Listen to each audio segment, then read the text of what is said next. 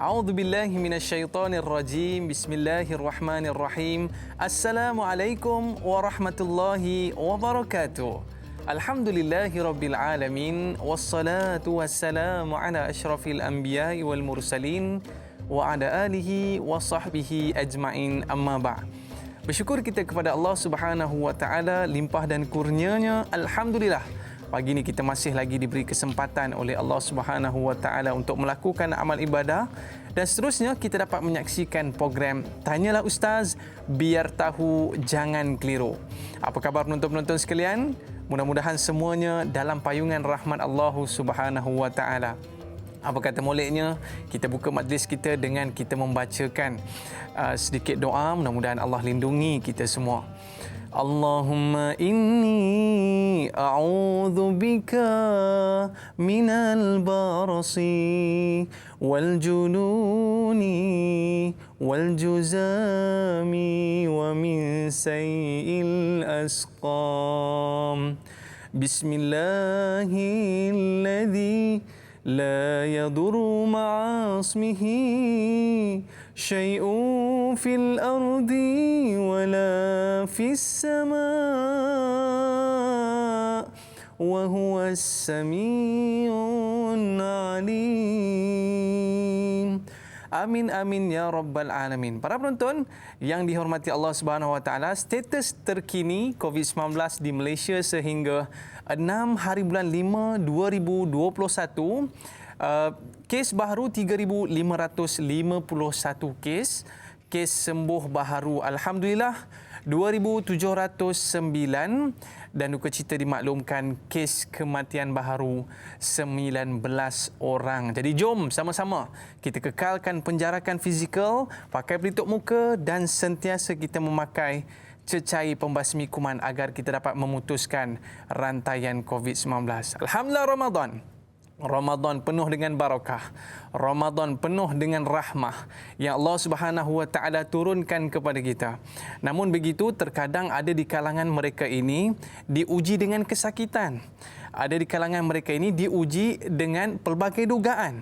Dan oleh disebab itulah mereka tidak dapat melaksanakan ibadah puasa di bulan Ramadan.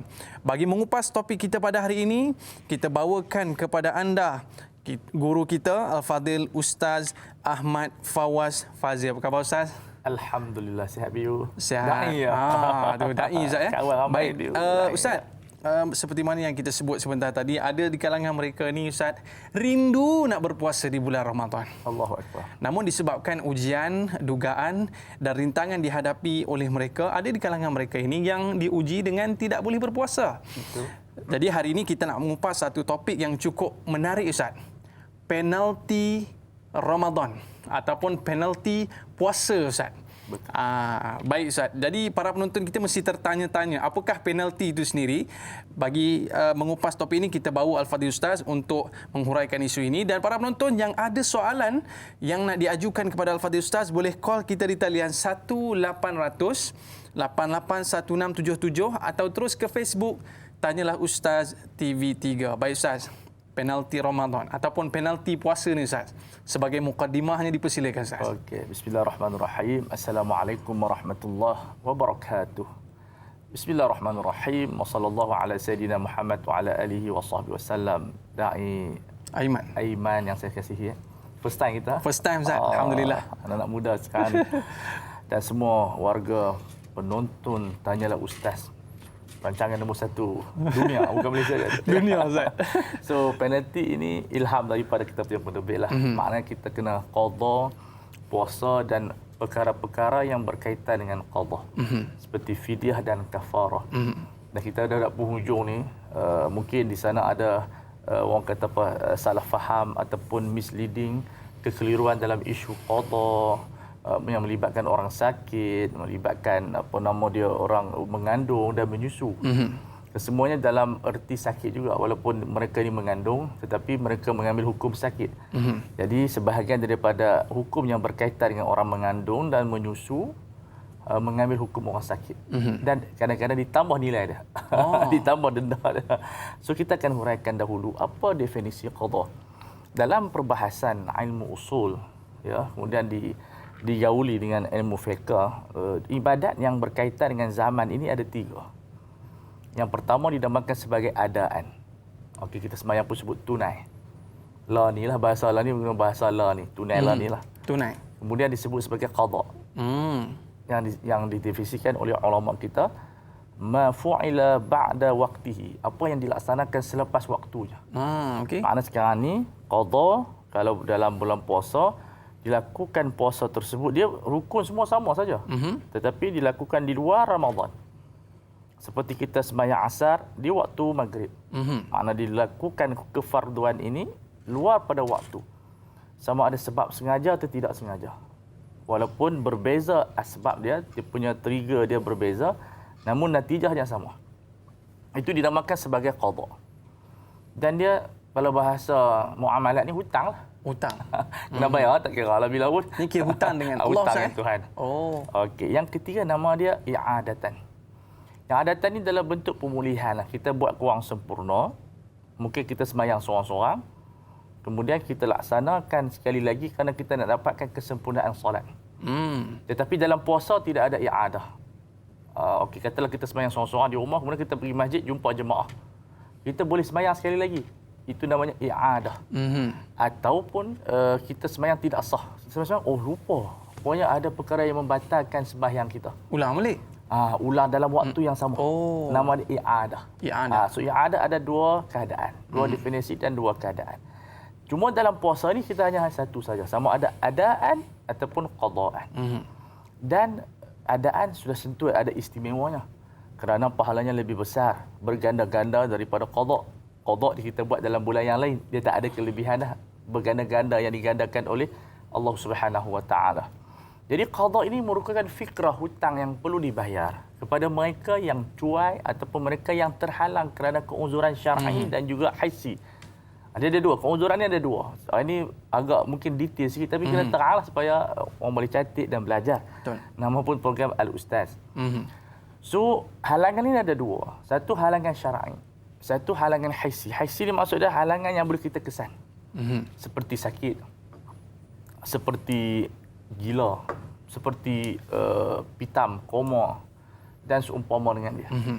Syar'i ini maksud dia dari sudut hissinya, dari sudut akal ataupun akal dan juga keadaan relatinya, kita boleh berpuasa. Misalnya orang yang haid boleh berpuasa. Apa halangan dia berpuasa? Orang nifas, apa halangan dia berpuasa? Dia berakal, dia mampu, cuma syarak tak bagi. Jadi dia mendapat keuzuran halangan daripada syarak kerana beradab dengan Allah. Makna dia di antara fikrah ibadat adalah membentuk adab dan etika. Betul kita tengok fikrah mazhab Hanafi, siapa yang sembahyang ketawa, berkah-rekah, batal sembahyang dan wuduknya. Dan wuduknya. Dan wuduknya takdiban. Maknanya kerana nak mendidik dia. So fikrah takdib, fikrah mendidik ini ada kesannya dalam ibadat.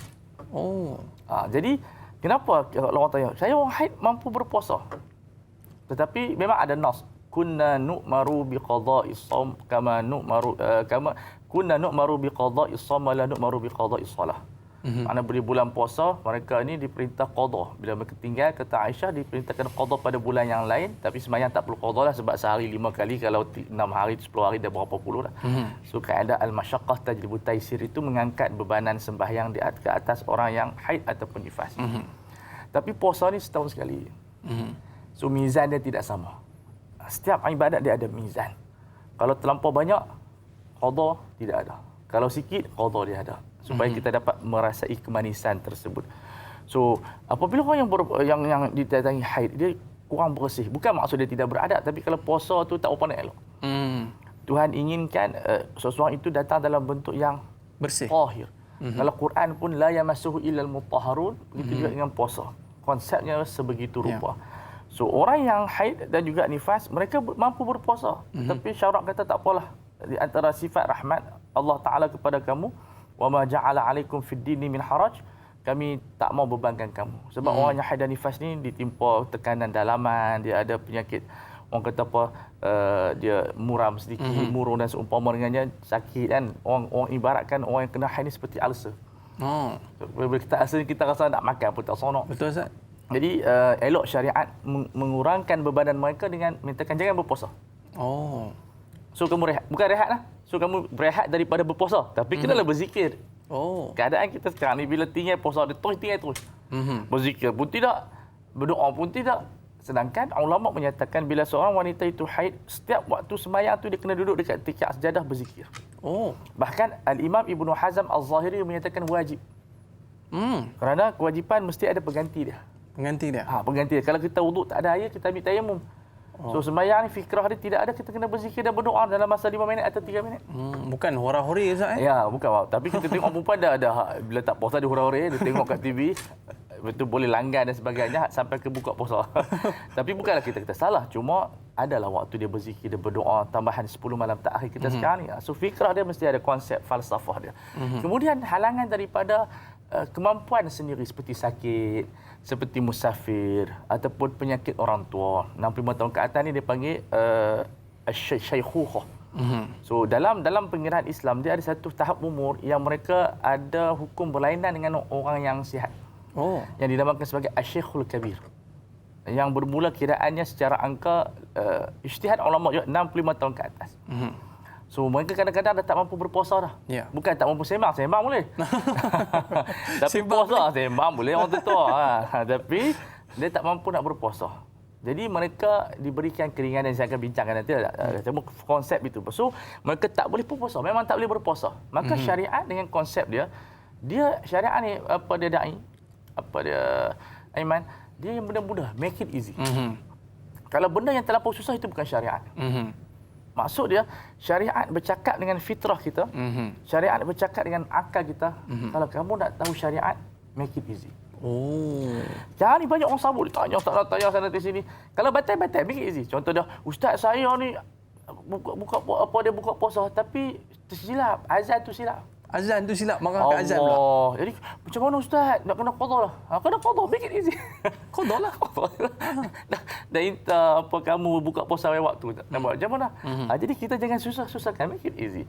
Jadi ini konsep syariah. Jadi qada ini fikrahnya adalah kita membayar hutang kepada Allah Azza wa Jalla. Maka puasa ini adalah satu ibadat yang luar biasa, perlu kita membayarnya. Walaupun kita katakan kita mengandung. Nanti mungkin soalan banyak tu orang mengandung. Saya memang ujung orang mengandung banyak tanya. Dan beranak. Kata, tambah yang beranak kerap dulu. Saya, kalau pandangan saya lah. Beranak kerap ni makruh. Dia kena 2 tahun sekali. 2 tahun sekali? Setahun sekali ni makruh. Sebab apa? Dia pendidikan anak pun tak sempat. Menyusu pun baru nak habis. Mak pun tak ada recover, Ustaz? Jadi kena ada family planning tu kena ada. Tambah zaman sekarang ni, ekonomi pun tak kuat. Apa dia nak jaga anak pun susah dengan COVID dan sebagainya. Jadi elok selang 2 tahun sekali. 2-3 tahun begitu. Quran pun sebut begitu. Wal walidat yurdi'na auladahun haulain kamilain. Walaupun Tuhan cerita dalam bentuk cerita, tapi maknanya ada makna yang tersirat, itu arahan dalam ada bentuk sebab dia 2 tahun tu. Ini dipanggil al-amru al-irsyadi. Tuhan bagi nasihat kepada kita. Anak 2 tahun sekali lah. Ni. Tapi bukan kata haram. Kita tak haramkan. Tak boleh kita haramkan tanpa dalil. Tetapi maknanya selang 2 tahun tu elok. Guideline dia. Guideline tu elok. Tapi segi saintifik pun, kalau tanya pakar-pakar apa dia doktor, mereka memang nasihatkan selang 2 tahun sekali. Sebab kesihatan. Sebab beranak ni dia juga melibatkan kesihatan, nyawa dan seumpama dengan dia. So kita tengok konsep ini satu benda yang penting apabila fikrah puasa ini, dia ada tunai bagi mereka yang mampu. Dan dia ada qada bagi mereka yang ada keuzuran yang kita sebutkan tadi, keuzuran syar'i dan keuzuran hissi. Dan tidak akan terlepas sehingga kita tidak mampu. Sehingga orang kata saya di beranak kerap. Tak apa dah saya nak ganti dengan fidyah. Jadi dia bayar fidyah. Tidak. Kita bahawasanya kita telah sebutkan tadi, orang beranak dan mengandung mengambil hukum sakit. Faman kana minkum maridan aw ala safarin fa'iddatun min ayyamin ukhra. Ganti. Ganti. Tuhan tak sebut fidyah. Yang fidyah ni ada qiraat sebut wa 'alal ladzina yutawwaqunahu. Yang kita baca qiraat Hafs sekarang ni 'alal ladzina yutiqunahu.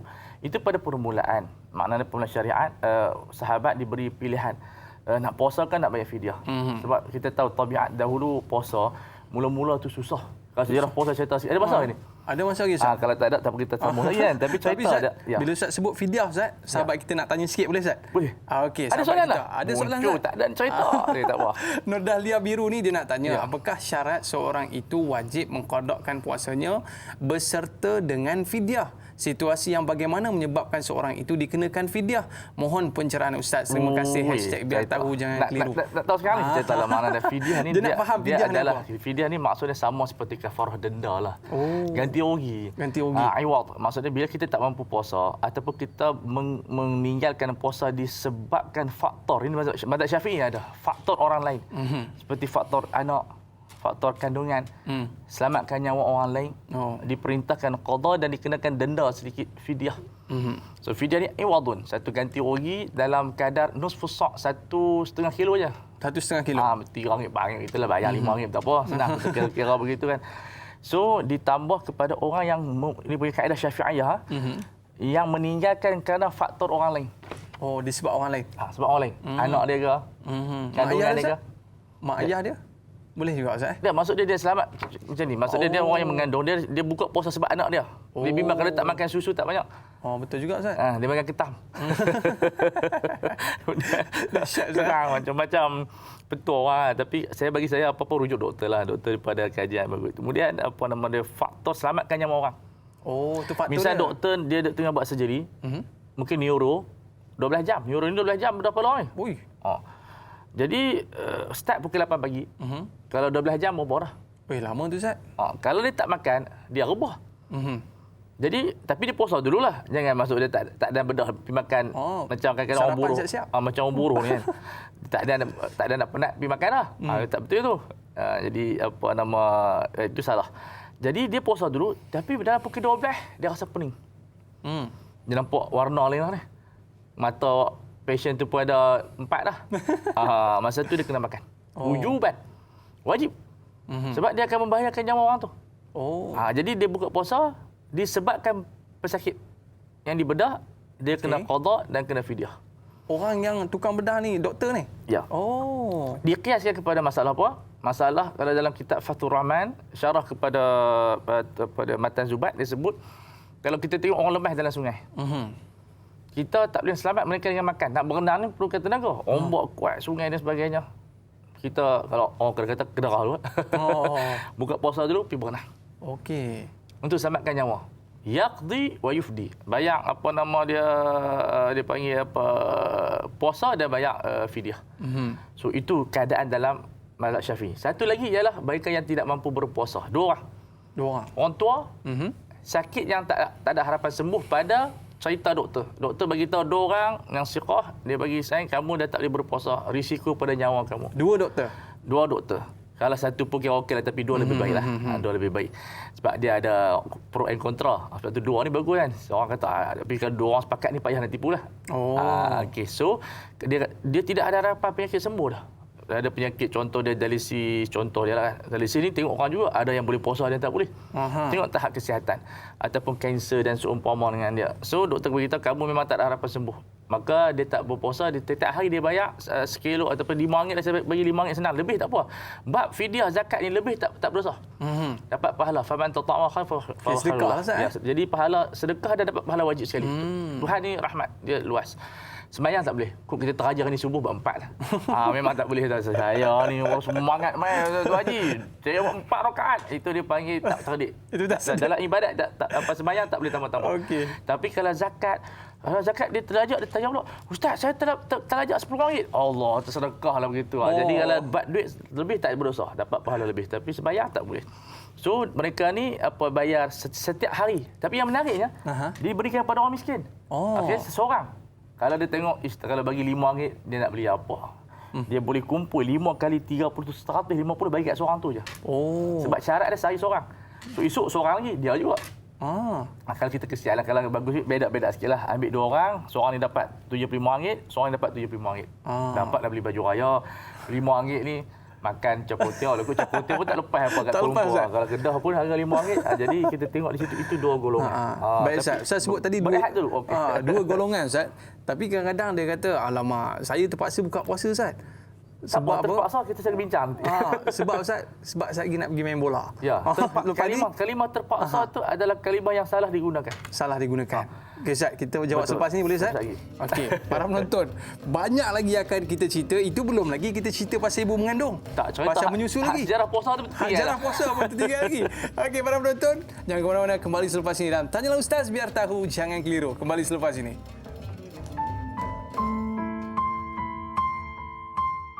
Bismillahirrahmanirrahim. Allahumma inni a'udzubika minal barasi wal jununi wal juzami wa min sayyi'il asqam. Ya Allah, ya Tuhanku, aku berlindung denganmu ya Allah daripada penyakit sopak, gila, kusta dan penyakit-penyakit yang buruk. Amin ya rabbal alamin.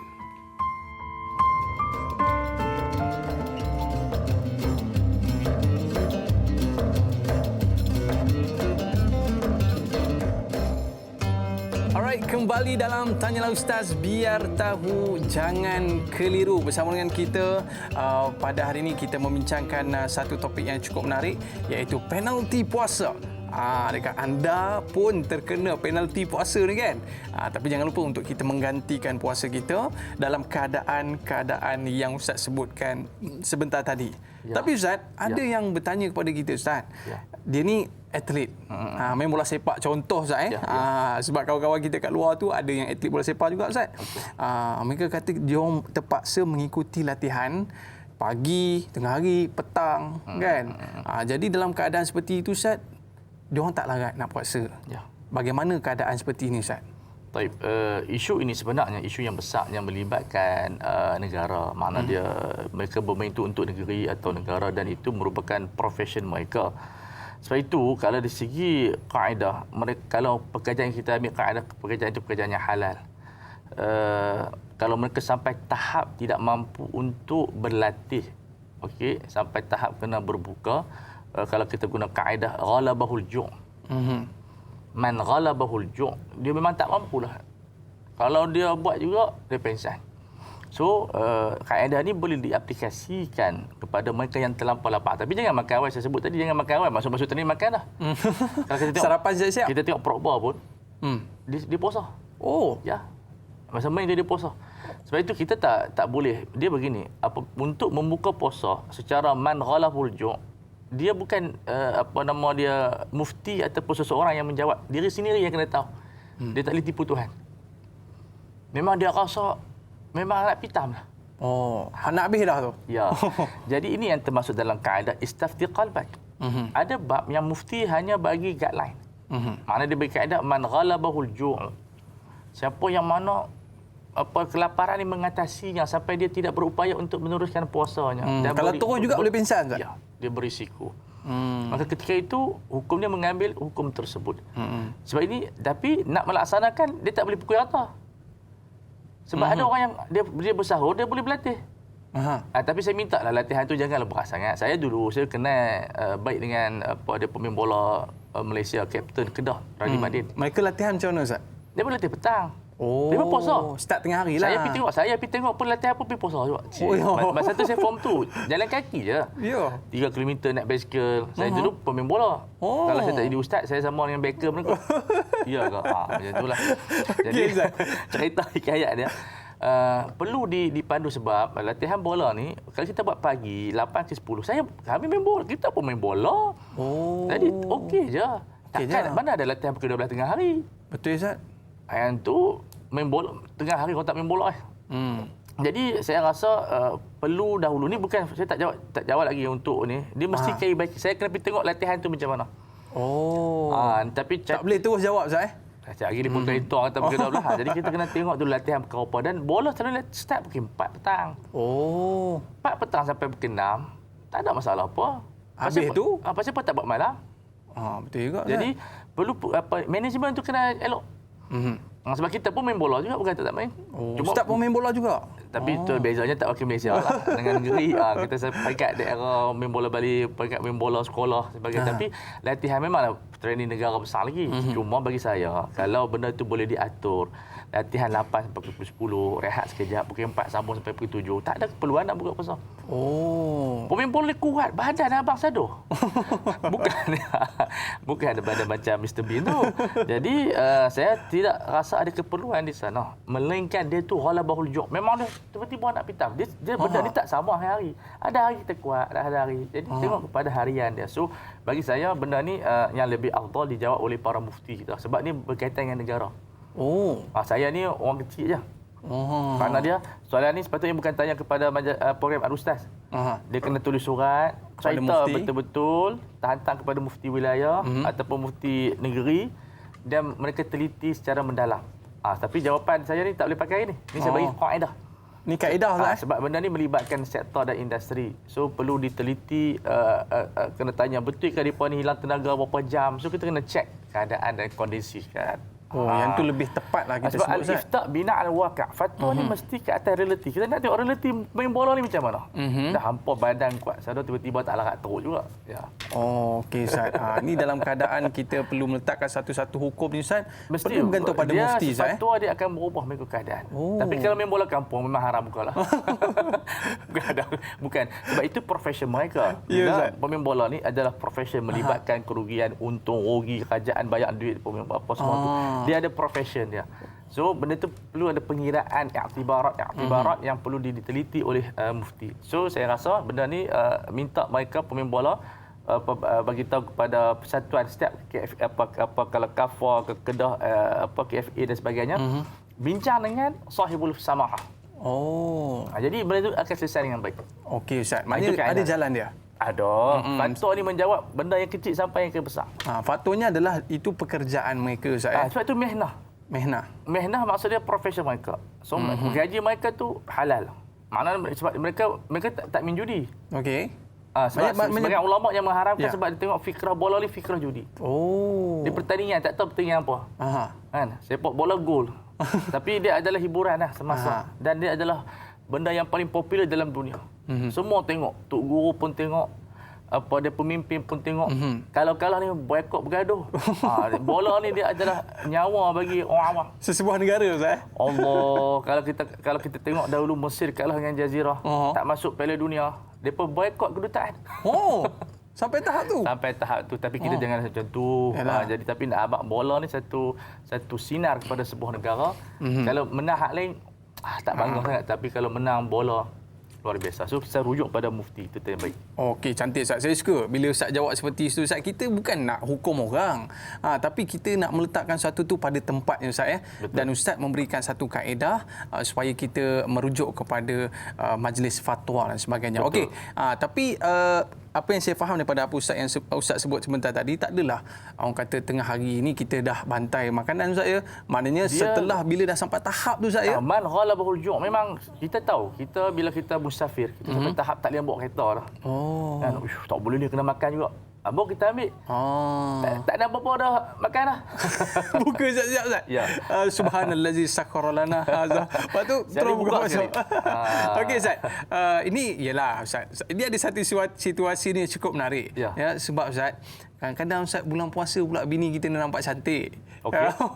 Tiba-tiba bulan puasa bini nampak cantik Ustaz. Jadi pun jadi lapar. Jadi sahabat kita ni nak tanya satu soalan. Apa tu? Apa hikmah yang dikenakan penalti yang berbeza walaupun bersama melakukan kesalahan yang sama akibat jima di siang hari pada bulan Ramadan? Adakah kafarah berpuasa 60 hari secara berturut-turut yang dikenakan kepada suami termasuk 1 hari puasa qada? Mohon perkongsian ilmu dari Ustaz. Terima kasih Ustaz. Macam mana nak settle ini penting Ustaz? Soalan ini daripada zaman Rasulullah SAW sampai zaman sekarang ni. Jadi kita katakan jima' ini sebagai benda yang halal di kalangan suami isteri. Dan dia adalah yang disebut sebagai mubahun mutlak ataupun sunnah mutlaqah. Apa maksud sunnah mutlaqah ni? Anytime boleh melakukan persetubuhan.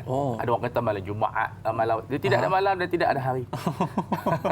Anytime Ustaz? Anytime bila diperlukan dia. Sebab Rasulullah pun pernah melakukan persetubuhan pada siang hari. Jadi tidak ada waktu yang dikatakan waktu tertentu. Cuma ulama istinbat malam Jumaat ni baca Yasin, malam Jumaat ni baca surah Kahfi, kemudian berselawat. Jadi tambah sekali. Tambah satu lagi. Jadi itu istinbat, tetapi hakikatnya dia adalah sunnah mutlaqah. Kerana dia tak ada waktu. Anytime boleh Ustaz. Anytime. Sambil buka puasa pun boleh. Ada sahabat Ibnu Umar dia buka puasa yang bersetubuh. Oh, betul Ustaz? Oh. Jadi Allahumma lakal sumna tolaklah. Jadi Allahumma jibna syaitan. Allahu akbar. Jadi Islam ni dia bukan macam orang fikir. Islam ni lebih luas daripada orang warak fikir. Oh. Kita ni duk fikir Islam ni hanya difikir oleh orang warak. Sebab Islam ni dia raih juga orang yang nafsu kuat. Kita kena tahu manusia ni tabiat ada yang Tuhan cipta nafsu dia kuat. Oh, ya Ustaz. Dan yang kita pelik. Luar biasa nafsu dia. Lepas tu ada yang ramai dan sebagainya. Dan itu sesuai dengan tabiat dia. Mengikut kajian, kalau kita tengok seks ni, Asia sederhana, yang kuat ni Afrika. Belah Jepun slow sikit, China dia ada kekuatan seks tu berdasarkan faktor geografi. Ini fitrah manusia. Dia Allah Taala cipta. Dia macam kita tengok ada body kuat, body kecil, dia nafsu pun begitu juga. So kalau masyarakat yang memang dia tak minat seks sangat, mungkin kadang-kadang sebulan 2 bulan sekali. Ada yang hari. Ada Ustaz. Jadi dia ditimpa masalah di bulan puasa. So macam mana? Sebab itu puasa dia berlatih kita jadi warak sikitlah. Makna dia malam ada maksud dia tu ma'atimus siyama ila lail. Makna sampai ke fajar itu boleh bersetubuh daripada maghrib sampai ke subuh. Maknanya ada ruang juga. Ada ruang 12 jam. Di Malaysia 12 jam. Kalau negara barat kalau dia puasa buka pukul 10 adalah 6 jam. Tapi janganlah begitu. Kena puasa ni dia melatih supaya nafsu dikawal sikit. Tapi masalahnya Ustaz, denda yang dikenakan tu terlampau berat. Tak berat sebenarnya. Ya. Dia berat sebab puasa tu berat. Sebab al-uqubah min jinsin jinayah. Hukuman ini mesti setimpan dengan jenayah. Dia lah puasa menghadap Tuhan. Makna puasa ni agung. Dengan Tuhan bagi rahmat, pengampunan digandakan sampai 70 kali ganda bagi Lailatul Qadar. Lepas itu sabarlah sikit. Isbir. Sebab tu ulama istinbat makruh kahwin bulan Ramadan ni. Makruh. Tapi ada tengok artis kahwin. Ada Ustaz. Makna dia tu kena langkah berjaga-jaga. Dia kena pakai macam doktor ke hospital tu. Kena ikat macam gambar. Pakai PPE Ustaz. Jadi kena pakai sungguh-sungguh sebab risiko tinggi tu. Kahwin di bulan Ramadan tu risiko tinggi. Sebab tu mazhab Syafi'i dia kata apa sunat kahwin Syawal. Tapi nak buat macam mana? Cinta tak dapat dihalang. Tak dapat dihalang. Kata Rasulullah la yura al-hukm mithlu nikah. Tak dapat melihat tahap ultimate cinta seperti kahwin. So dah sampai tahap cinta sangat tinggi kena kahwin. Tapi orang kata kena pakai baju besi Ustaz. Kena pakai baju gaban lah. So kalau dia terlajak, ini benda hukuman. Dia terlajak, dia memang kena bayar kafarah bukan puasa dulu sebenarnya. Ini ada ijtihad yang sangat menarik daripada guru saya Syekh Al-Qaradari. Bebaskan hamba saya dulu. Tapi fikrah bebaskan hamba saya ni hilang daripada kita. Maka ijtihad ini membantu. Tapi benda ni perlu dibawa dalam majlis fatwa lah. Tapi kita tidak ada sekarang ni dalam majlis bersama fatwa. Maksudnya setiap negeri kena bincang. Fatwa negeri wilayah Selangor, Negeri Sembilan, Kedah, Perak. Iaitu masalah kita mentakdirkan hamba sahaya. Mana hamba saya tak ada, kita takwimkan dia macam kita takwimkan zakat fitrah. Beras dengan duit. So kalau kita tengok hamba sahaya tu kata ada nilai dia berdasarkan kajian RM5,000. Tak payah puasa 2 bulan betul-betul. Bayar RM5,000 kepada Baitul Mal ataupun pusat zakat. Dia pilihan ke ataupun mengikut urutan Ustaz? Dia adalah urutan. Dia tidak berpilihan. Dia ada kafarah yang dipanggil dia mukhayyar, dia ada murattab. Tapi dalam bab ni kena bebas hamba saya dulu. Dalam bab kafarah puasa dia murattab. Maknanya untuk dia tak macam zihar. So setiap dia kena bebaskan hamba saya dulu. Hamba saya dulu. Tapi sebab apa kita fikir lah ni ulama tak sebut sebab bagi mereka telah hilang fikrah hamba saya. Baik Ustaz. So kita sekarang ijtihad yang bukan ijtihad yang baru, ijtihad yang sangat bagus. Sangat bagus. Sebab 2 bulan ni bukan senang nak puasa. Betul Ustaz. Panjang tu. Tapi pederah buat apa? Itu dia kata tu. Isbir. Jadi sabar sikit. So kalau itu step pertama Ustaz. Itu step pertama. Kalau katalah majlis muzakarah fatwa kita, setiap negeri dulu sekian benda ni ringan sikit. Sebab kalau orang tu ada duit, katalah dia perlu bayar RM5,000 untuk nilai dia sama dengan hamba saya, dia bayar RM5,000. Selesai masalah. Tapi saya tak fatwa. Saya bukan ahli fatwa. Cuma saya bagi satu ini kaedah lah orang kata. Kaedah. Dan benda ni boleh dibincang oleh ulama-ulama kita. Kalau mereka setuju, jalan. Oh. Nampak ringan tak? Macam Ustaz kata tulis surat tadi lah. Ya, ada benda yang saya boleh jawab, ada benda ni melibatkan polisi. Oh. So, saya sebagai orang yang mesti menghormati mufti sebab mereka yang menjaga agama, mereka akan buat kajian dan benda ni boleh dilontarkan. Tapi kalau berjaya, sangat bagus. Maknanya Tapi saya tak mau bila buat macam tu, ramai pula berjimat pula bos. sudah. Mengambil ringan Kalau Ustaz. ramai macam itu, kita suruh bayar kafarah lah. Dia ada satu cerita di zaman Indonesia dulu. Raja ni ada beribu-ribu gundik. Bukan gundik, hamba saya. Gundik ni bahasa maksiat, bahasa dia hamba saya. Jadi mula-mula ulama fatwa kata bebaskan hamba. Okey. Dia ada beribu-ribu. Apa masalah kalau 30 hari 30 hamba? Tak Hari-hari berjimat. Datang seorang ulama Yahya Al-Laythi ni, tak silap saya nama Yahya Al-Laythi, dia kata tak boleh, tak sah bebas hamba saya sebab tuan-tuanku ni hamba saya beribu-ribu. So kena puasa 2 bulan berturut-turut. Puasa tuanku tak jadi apa, sultan tu tak jadi apa, tak jadi terus berjimat. Kenapa Ustaz? Maknanya 2 bulan berturut-turut. Maknanya dia kepada pengajaran ke apa Ustaz? Pengajaran sebab kalau dia suruh bebaskan hamba, dia ada beribu hamba. Tak rasa apa? Apa ada masalah? So dia kata, apa tuanku jangan tak sah bebaskan hamba. Baik Ustaz, adakah dia kena ganti juga yang sehari itu? Yang mana? Yang sehari yang dia tinggal. Wajib dia maknanya buat. kena tambahan Yang tu sebagai satu iqab. Penalti nama penalti tu. Penalti tu maksud dia kalau dalam bahasa ekonomi tu dipanggil asyartul jazai. Kamu apa late payment, kamu lewat bayar, kamu kena denda lah. Oh. So kalau dari segi fiqh Islami, kalau ada assessment, ada lebihan daripada denda tu, dia akan di channel pada charity. So konsep yang sama dia ni dah lah dia tak beradaan Tuhan lah. Apa berjimat siang-siang hari ni. So, dia kena qada dan juga kena kafarah. Yang menarik yang soalan dia, kena berturut-turut? Ya, kena berturut-turut. Kalau demam, sakit, kena start berdawai. Start berdawai boleh? Start berdawai. Melainkan orang yang haid dan nifas. Oh. Dia haid dan nifas, dia pergi ke uzuran syar'i, memang dia puasa pun tidak sah. So, dia sambung terus. Tadi tanya soalan, suami saja ke? Mengikut mazhab Syafi'i, suami saja. Oh. Sebab bila datang Arabi kepada Rasulullah SAW, dia kata, halaktu ya Rasulullah, aku ni binasa. Pasal apa? Waqa'tu ibra'ati, aku berjimat isteriku pada siang Ramadan. Nabi suruh raqabah, bebaskan hamba tanpa menyebut nama isteri. So dalam kaedah usul fiqh, tarkul istisal yunazzalu manzilatul umum fil maqal. Bila Nabi tak cerita detail, jadi dia jadi umum dalam keadaan tersebut, Nabi tidak suruh pun dia isteri membayar kafarah. So bebanan hanya kepada lelaki tersebut sebab la yajuzu ta'khirul bayan an waqtil hajah. Tak boleh kita lewatkan penerangan. Rasulullah tak boleh tangguh fatwa bila benda tu perlu jawapan segera. Nabi tak bagi pun jawapan kepada isteri dah. So menunjukkan isteri tak kena. Hambali kata apa? Hambali kata dua-dua lah. Dua-dua buat jahat. Dua-dua nak qiyas kepada zina. So kalau seorang tu berzina, perempuan kena tak? Kena Ustaz? Kena. Jadi dia kata hukum ini dikiaskan kepada Zina. Tapi pendapat Syafi'iyah lebih arham, lebih mesi, lebih penyayang kepada orang perempuan. Sebab tu orang perempuan jangan rasa dizalimi sebab orang lelaki yang kena teruk. Hampa sama-sama sonok, orang lelaki yang kena. Yalah Ustaz. Yalah orang lelaki ni tak tidur, dia diam kadang-kadang. Maka perlu didisiplinkan. Baik Ustaz. Kita nak perinci lagi perkara ini, tapi sebelum tu ada pemanggil tadi. Kita bersama dengan Haji Tukinon. Assalamualaikum. Waalaikumsalam warahmatullahi wabarakatuh. Allahumma salli ala sayyidina Muhammadin. Allahumma salli ala sayyidina Muhammad. Muhammad. Silakan. Okey Ustaz, saya nak minta penjelasan daripada Ustaz pagi ini berkenaan puasa. Sekarang inilah Ustaz, saya daripada malam tadi dah sahur, dah niat, dah cantik Ustaz.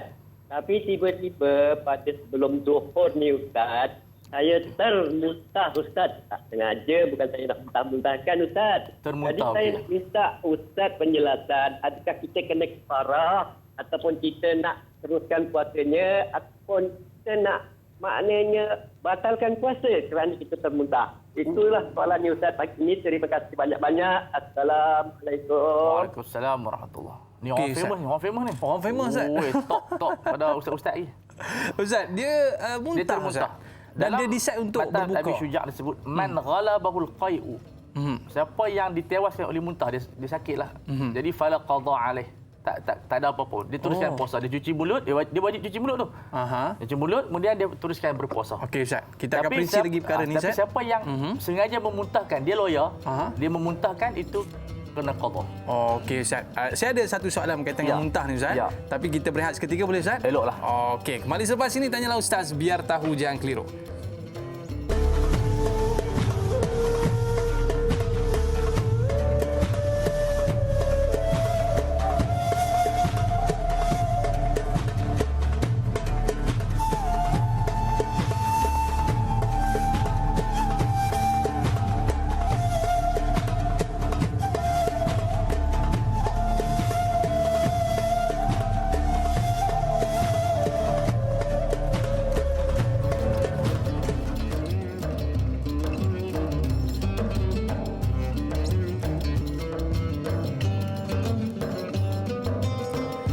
Alright, kembali dalam Tanya Ustaz. Biar tahu, jangan keliru dalam topik perbincangan kita pada hari ini. Penalti puasa.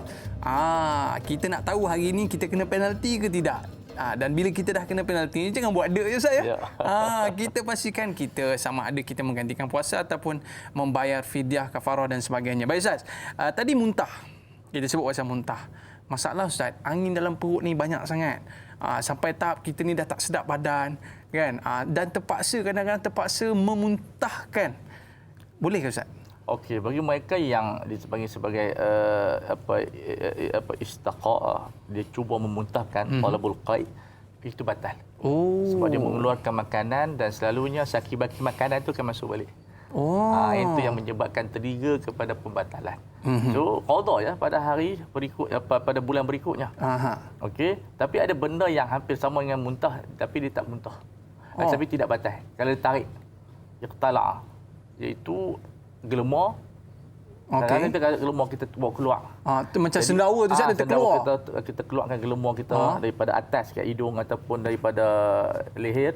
Itu tidak dia batal. Kerana kata ulama litakarruril masyaqqah wal hajah. Sebab benda itu terlampau rutin. Muntah ni sekali-sekala. Bila kita ada masalah makanan dan sebagainya.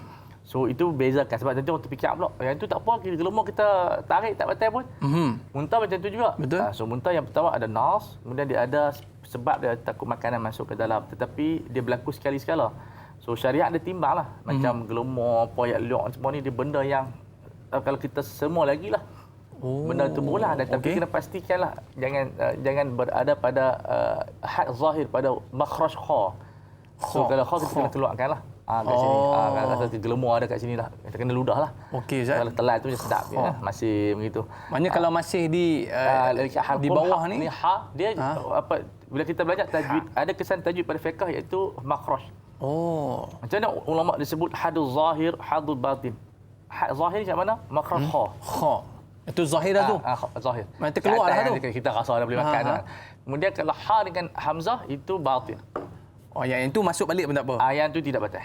So kalau kita main daripada hidung, masuk terus ke leher, ke dalam tidak batal. Tapi tersangkut dekat sini, itu batal. Itu kena keluarkan lah. Kita kena keluarkan. Kalau kita telan, maka kita telan benda-benda syai'un ataupun benda-benda fizikal yang membatalkan, seperti kita telan batu, pasir dan sebagainya. Okey Ustaz, ada sahabat kita ni nak tanya satu soalan. Boleh Ustaz Betul. Kita bersama dengan pemanggil kita, Encik Robizan. Assalamualaikum. Waalaikumsalam Dai. Assalamualaikum Ustaz. Waalaikumsalam warahmatullahi. Okey, silakan. Saya nak tanya, macam seseorang mungkin dia ada tinggal puasa yang lepas-lepas tapi dia tak ingat bilangannya, macam mana nak tahu fidyahnya, nak kena kadok ke nak kena bayar fidyah? Dia sihat lagi ke? Dia sihat lagi, Sihat. Itu je soalan. Itu je soalan saya. Okey, terima kasih. Sama-sama. Okey, terima kasih Pak Robizan. Alright Ustaz, tak tahu bilangan ni. Yang pertama, kita kena bagi tahu dulu, orang yang sihat walaupun dia tinggal 30 tahun wajib qada. Puasa ini la yasqutu bitaqadum. Dia panggil lapse of time tu, kalau masa berlalu pun ada benda hukuman. Kalau masa berlalu tu kita maafkanlah. Okey. Tetapi kalau puasa ni kalau dia hidup 200 tahun pun dia sihat lagi, dia kena qada juga. Ya. Tapi apa kaedah yang tu Ustaz? Jadi dia lupa. Dia kira tahu berapa tahun dia lupa. Okey. Maksudnya dia ingat dalam satu tahun tu dia puasa berapa kali. Okey. Maka dia potonglah. Kalau ragu, maka kita ingat dia tak puasa. Sebab la yubnil hukmu 'ala syak. Syak tidak membina apa-apa hukum. So kalau dia tak puasa langsung, kira tahun je lah. Kalau tahun itu dia ada 10 tahun, 10 kali 30. Kalau dia pandai cek, dia pernah tak tahun tu 29 hari. Dia semak balik. Dia pergilah pejabat agama dan sebagainya yang ada rekod. Dia cek balik. 300 hari Ustaz? 300 hari tak banyak mana. Tak banyak mana Ustaz? Tak banyak mana. Macam mana kaedah nak susun tu Ustaz? Maknanya dia buatlah puasa Isnin Khamis. Dia benda kaedah ni benda yang diberikan kepada dia. Ikut kemampuan dia. Kalau dia mampu selang sehari, dia buat puasa Nabi Daud AS. Kalau dia tak mampu, dia buat Isnin Khamis. Kalau tak mampu, dia buat seminggu sekali. Buat Isnin Khamis okey. Bila mati nanti pewarisnya akan ganti puasa untuknya ataupun bayar fidyah. Dalam mazhab Syafi'i ada dua kaedah. Sama ada bayar fidyah ataupun dia shama an waliyuhu. Dalam hadis sahih Bukhari disebut man mata wa alaihi siyam mata an waliyuhu. So dalam mazhab Syafi'i ada dua qaul. Qaul qadim dia kata puasa. Qaul jadid dia kata bayar fidyah. Tapi Al-Imam Nawawi rahimahullah dalam kitab Minhajul Talibin dia mentarjih pendapat qaul qadim. Sebab dia kata bertepatan dengan hadis yang sahih, man mata wa alaihi siyam sama an waliyuhu. Apa maksud wali ni? Adik-beradik, isteri yang mana mereka yang dapat faraid lah, dapat qada lah. Tiba-tiba dia kata kami semua tak larat, jadi malam puasa. Orang kena kata banyak lihat. Banyak lihat. Tiba-tiba kawan-kawan ni kata tak apalah, saya nak tolong qada. Boleh, tapi dengan syarat izin mereka. Oh, dengan izin wali. Ya, tapi upahlah sikit.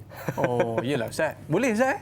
Ya. Oh, maknanya kita mengupahkan orang untuk menggantikan puasa ibu dan ayah kita yang telah tiada. Bagilah sedekah, hadiah. Okey, sedekah. Tak adalah upah Ustaz. Dia kawan tolong dan sebagainya. Tapi makna dia benda tu luas. Tetapi kalau pada qaul jadid dia boleh dia membayar fidyah satu hari RM5. Kalau 300, 5 kali 300, RM1,500 selesai masalah. Oh, tapi di akhirat Ustaz. nanti itu dia dengan Allah Taala. Insya'a ghafara wa insya'a azaba. Kalau Allah nak hukum dia, Allah hukumlah. Kalau Allah nak maafkan, Allah maafkan. Itu bukan urusan mufti ataupun faqih. Bukan urusan kita lah Ustaz, Ya, kan. betul. Jadi baik Ustaz, kita nak raikan soalan di Facebook bersama dengan sahabat kita Kak Ju Zabidi. Assalamualaikum Ustaz dan Dai. Orang sakit yang tiada harapan sembuh, tadi Ustaz ada sebutkan, atau orang tua yang tidak mampu berpuasa, perlulah membayar fidyah. Bilakah waktu yang paling sesuai untuk membayar fidyah? Mohon pencerahan Ustaz. #biar tahu jangan keliru. Silakan Ustaz. Ya, dia boleh bayar tiap-tiap hari. Satu hari, satu orang miskin. Ataupun dia nak kumpul pun tak ada masalah. Kumpul dulu, lepas tu baru bagi. Ataupun bayar terus pun tak ada masalah. Tapi yang afdalnya kita ikut hari. Oh. Sebab kita nak nak menyamai dia puasa kita. So hari ni bagi RM5, esok RM5. Ataupun hujung bulan dia bagi terus RM150 kepada si fulan tersebut. Oh. PPZ pun ataupun lembaga zakat pun dia ada perkhidmatan dia masuk dalam ruang sedekah. Maybank ada ruang niat kita bayar ni, nanti dia peredak lah. Oh, transfer je Ustaz. Transfer zaman sekarang ni mudah, dah malas cari orang miskin. Oh. Kita ada bantuan lembaga zakat. Setiap negeri dia ada. Jadi saya nak bagi panduan lah supaya kadang-kadang dia ada tak jumpa orang miskin, semua orang kaya kawasan dia. Jadi tak apa, kita pergi kat Maybank online dan sebagainya. Kat situ ada pembayaran zakat, tekan, dia ada sedekah, dia ada apa lagi jenis pembayaran tu masuk dalam bab sedekah. Kemudian niat bayar fidyah. Ataupun ada bab fidyah, memang tentu ada bab fidyah. Bayar fidyah. Selesai masalah. Tak payah fikir, kita tak payah fikir nak cari orang miskin. Tapi akad dia macam mana Ustaz? Akad dia? Akad kita niat je situ. Dia bab duit ni niat mudah ya. Bukan perlu saya sebut saja, aku baik tak niat saja. Yalah Ustaz, sebab sebelum ni kalau kita bayar macam zakat ke apa ke kan, kita macam kena salam dan kita kena baca skrip Ustaz. Kahwin pun tak bagi salam. Hak tu nak bagi seronok je. Nak bagi seronok. Nak kahwin, kalau kampung tu nak kahwin tu kena ulok tangan. Yang tu adalah satu bukan sunnah apa pun, tapi benda tu nak bagi kuat semangat tu. Tapi lah ni tak disalam lah. Ni tak boleh salam lah Ustaz. Tak boleh SOP dan jarak. Jadi fidyah apa tak ada perlu salam. Salam tu adalah isyarat kepada macam orang kata angkat yang binding. Dia panggil benda yang binding. Memang betul-betul nak ada agreement yang kuat. Nak bagi rasa Sebab Ustaz. itu disebut dalam dalam bahasa Arab dipanggil al-bai'. Maksud dia kalimah bai' itu ataupun dia ada kalimah dia panggil safaqah. Al-bai' di antara makna al-bai' dan dia safaqah. Safqah ataupun safaqah. Safaqah itu maksud tepuk. Bila orang berniaga zaman dulu, bila dia angkat kontrak sah jual beli, aku jual, aku terima beli, dia akan macam tu. Konsep tu dia ambil tu. Mari betul-betul kahwin. Dia chop Ustaz. Dia chop. Ustaz, ni ada satu kes Ustaz. Ya. Orang kata fidyah terendam Ustaz. Lama dah fidyah ni. Ni kawan kita nak tanya satu soalan. Terendam macam mana tu? Muhammad Izuddin. Okey, soalan saya, bagaimana pula dengan situasi seseorang itu mahu membayar fidyah setelah sudah lama tidak membayar fidyah? Adakah digandakan fidyahnya? Mohon curahan ilmu Ustaz. Terima kasih. Dalam mazhab Syafi'i, bila masuk Ramadan yang kedua, dia digandakan. Oh. Sebab dia sebagai satu denda. Penalti, nama pun penalti. Tapi itu hadis diriwayatkan kepada mauquf kepada sahabat. Hadis sahih kepada Rasulullah tidak ada. Maka menimbulkan iskaliah dalam mazhab Syafi'i. So dalam mazhab Syafi'i, Al-Imam Rafi'i kata tidak ada gandaan. Disebabkan hadis dhaif. Imam Nawawi berpendapat hadis itu mauquf dan sahih, dan sahabat jarang bercakap tentang benda yang tidak mampu diijtihadkan, melainkan benda itu mesti ada daripada Rasulullah, cuma tidak ada matan saja. Maka Imam Nawawi mentarjih, maksud dia memilih pendapat kena gandaan. Jadi kita ada dua pandangan imam mujtahid yang disebut sebagai syaikhan dalam mazhab. Macam mana? Tengok keadaan kita. Kalau kita ni kaya, kita ikut pendapat Imam Nawawi, kita bayar secara berganda.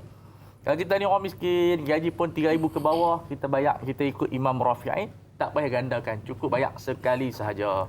Jadi di sini ada disebut dalam kaedah usul, disebut jawazu amali bi ra'yaini. Keharusan beramal dengan dua pendapat dalam mazhab. Jadi kita tak bagi satu pandangan. Dua-dua boleh, tapi tengok keadaan. Kalau saya kaya, saya gandakan.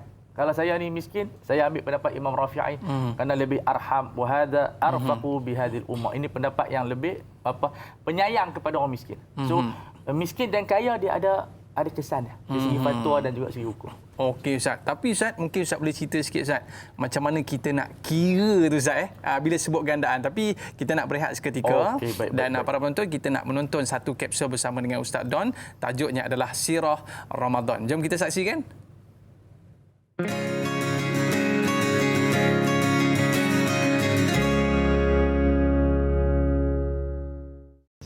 Assalamualaikum warahmatullahi wabarakatuh. Bismillahirrahmanirrahim. Alhamdulillahi rabbil alamin. Wassalatu wassalamu ala ashrafil anbiya'i wal mursalin wa ala alihi wa sahbihi ajma'in. Sirah Ramadan. Tahun 2020 meninggalkan kesan kepada semua kita kerana sejarah tamadun manusia telah tertulis pada 2020 memerhatikan bagaimana manusia terkesan dengan makhluk yang tidak dapat dilihat dengan mata kasar, iaitu coronavirus. Menyebabkan ada di kalangan kita yang terkesan sehingga ke hari ini. Lama, hampir setahun lebih. Dan ada juga yang dah mungkin dapat cope up dengan apa yang berlaku, tetapi apabila berlaku untuk 2.0, sekali lagi mengalami kesan dalam kehidupan mereka. Walhasil, dalam bulan Ramadan memang bulan yang penuh dengan ujian. Di bulan Ramadanlah Sayyidatuna Khadijah binti Khuwailid, sayap kanan Rasulullah sallallahu alaihi wasallam wafat. Dalam bulan Ramadan jugalah penyaksian seluruh umat 4 orang yang mulia di sisi Nabi, iaitu Sayyiduna Ali karamallahu wajhah, dibunuh di dalam bulan Ramadan. Di dalam bulan Ramadan jugalah berlakunya peperangan Badar. Di dalam bulan Ramadan jugalah strategi untuk peperangan Khandaq dan juga beberapa peperangan lain lagi dijalankan.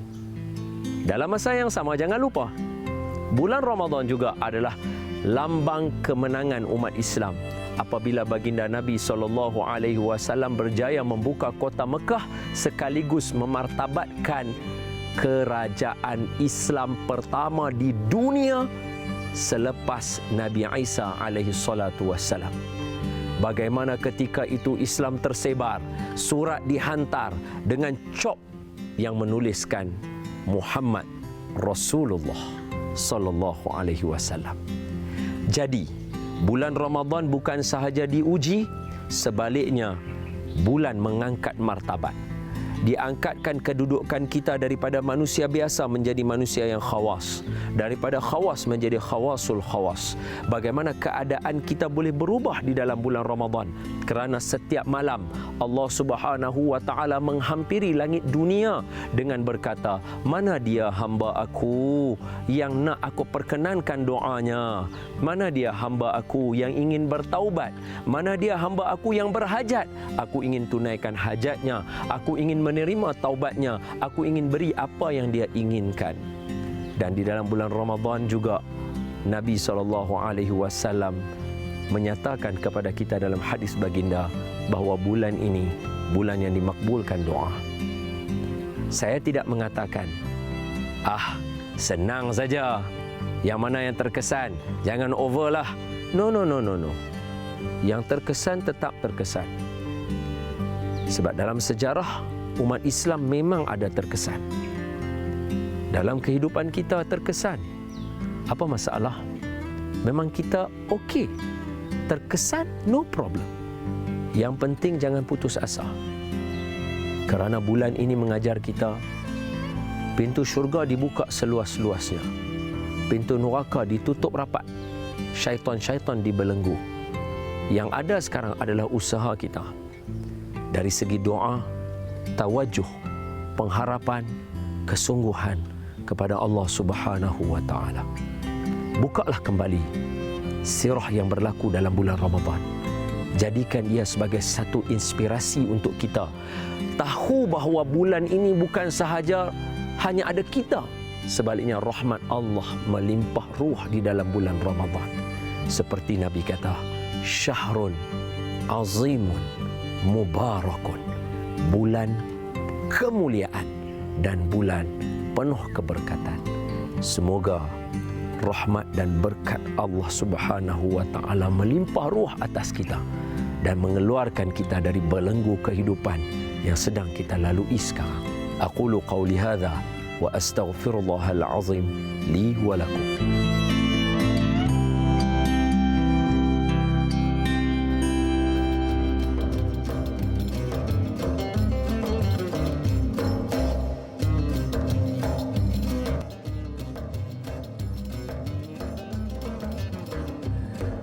Alright, kembali dalam Tanyalah Ustaz, biar tahu jangan keliru. Dalam topik perbincangan kita pada hari ini, penalti puasa. Bukan setakat main bola je Ustaz kena penalti. Malah puasa pun kena penalti. Tadi Ustaz sebutkan kalau kita meninggalkan fidyah tu sendiri Ustaz, setiap tahun akan berganda. Setiap tahun akan berganda dan setiap tahun akan berganda. Mungkin Ustaz boleh ajarkan kepada kami bagaimanakah kiraan gandaan tu sendiri Ustaz? So ringkas saja, masuk dia tahun pertama kita bayar satu je. Okey. Tiba-tiba dia beranak lagi. Ataupun dia malas. Boleh berlaku kerana kemalasan ataupun isu menyusu dan juga bersalin lah. So tahun kedua gandaan, 2 kali ganda daripada RM5 jadi RM10. Okey. Itu kemudian dia teruskan tambah 5 begitu. Tapi sekarang ni mudah, kita PPZ, kita cerita kat dia orang dah kiraan lah. Tapi itu konsep dia berganda setiap tahun. Kata RM5, tahun depan 10, tahun depan 15. Bermula pada tahun kedua tu dah ada gandaan dah. Tahun pertama RM5 lah. Ataupun RM3. Tapi saya rasa kalau PPZ lebih murah lagi.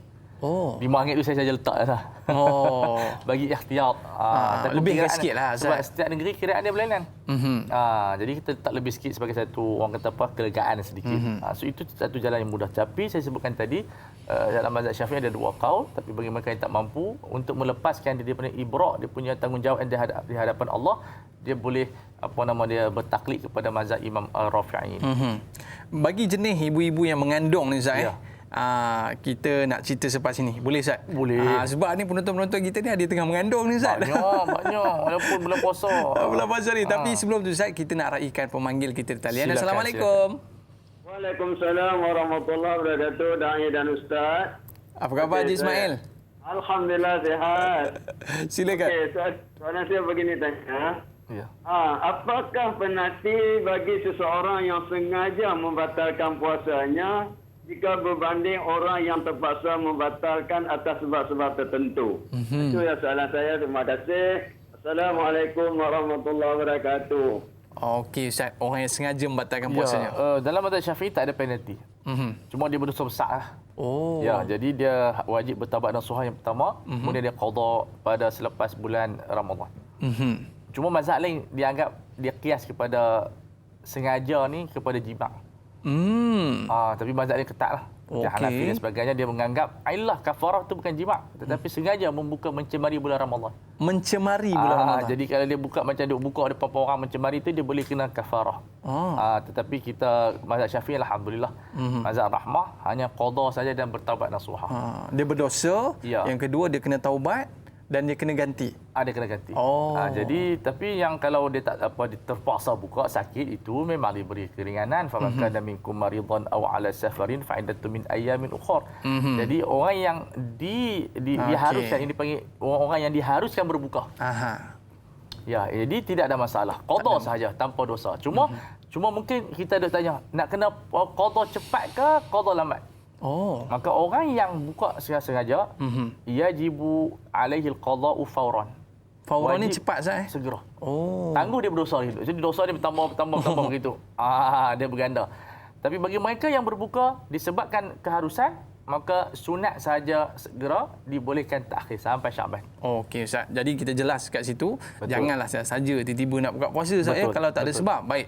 Tadi Ustaz ada cerita satu perkara yang saya rasa Ustaz tergelak pada Ustaz. apa tu? Sebab ialah mengandung tiap-tiap tahun ni Ustaz. Ya. Sehari masalah. satu, sehari satu, setahun satu Tahun Ustaz. dah cibik. Kalau cibik mengandung 9 bulan. Kalau mengandung 2 bulan, Aduh, jenuh. penuh.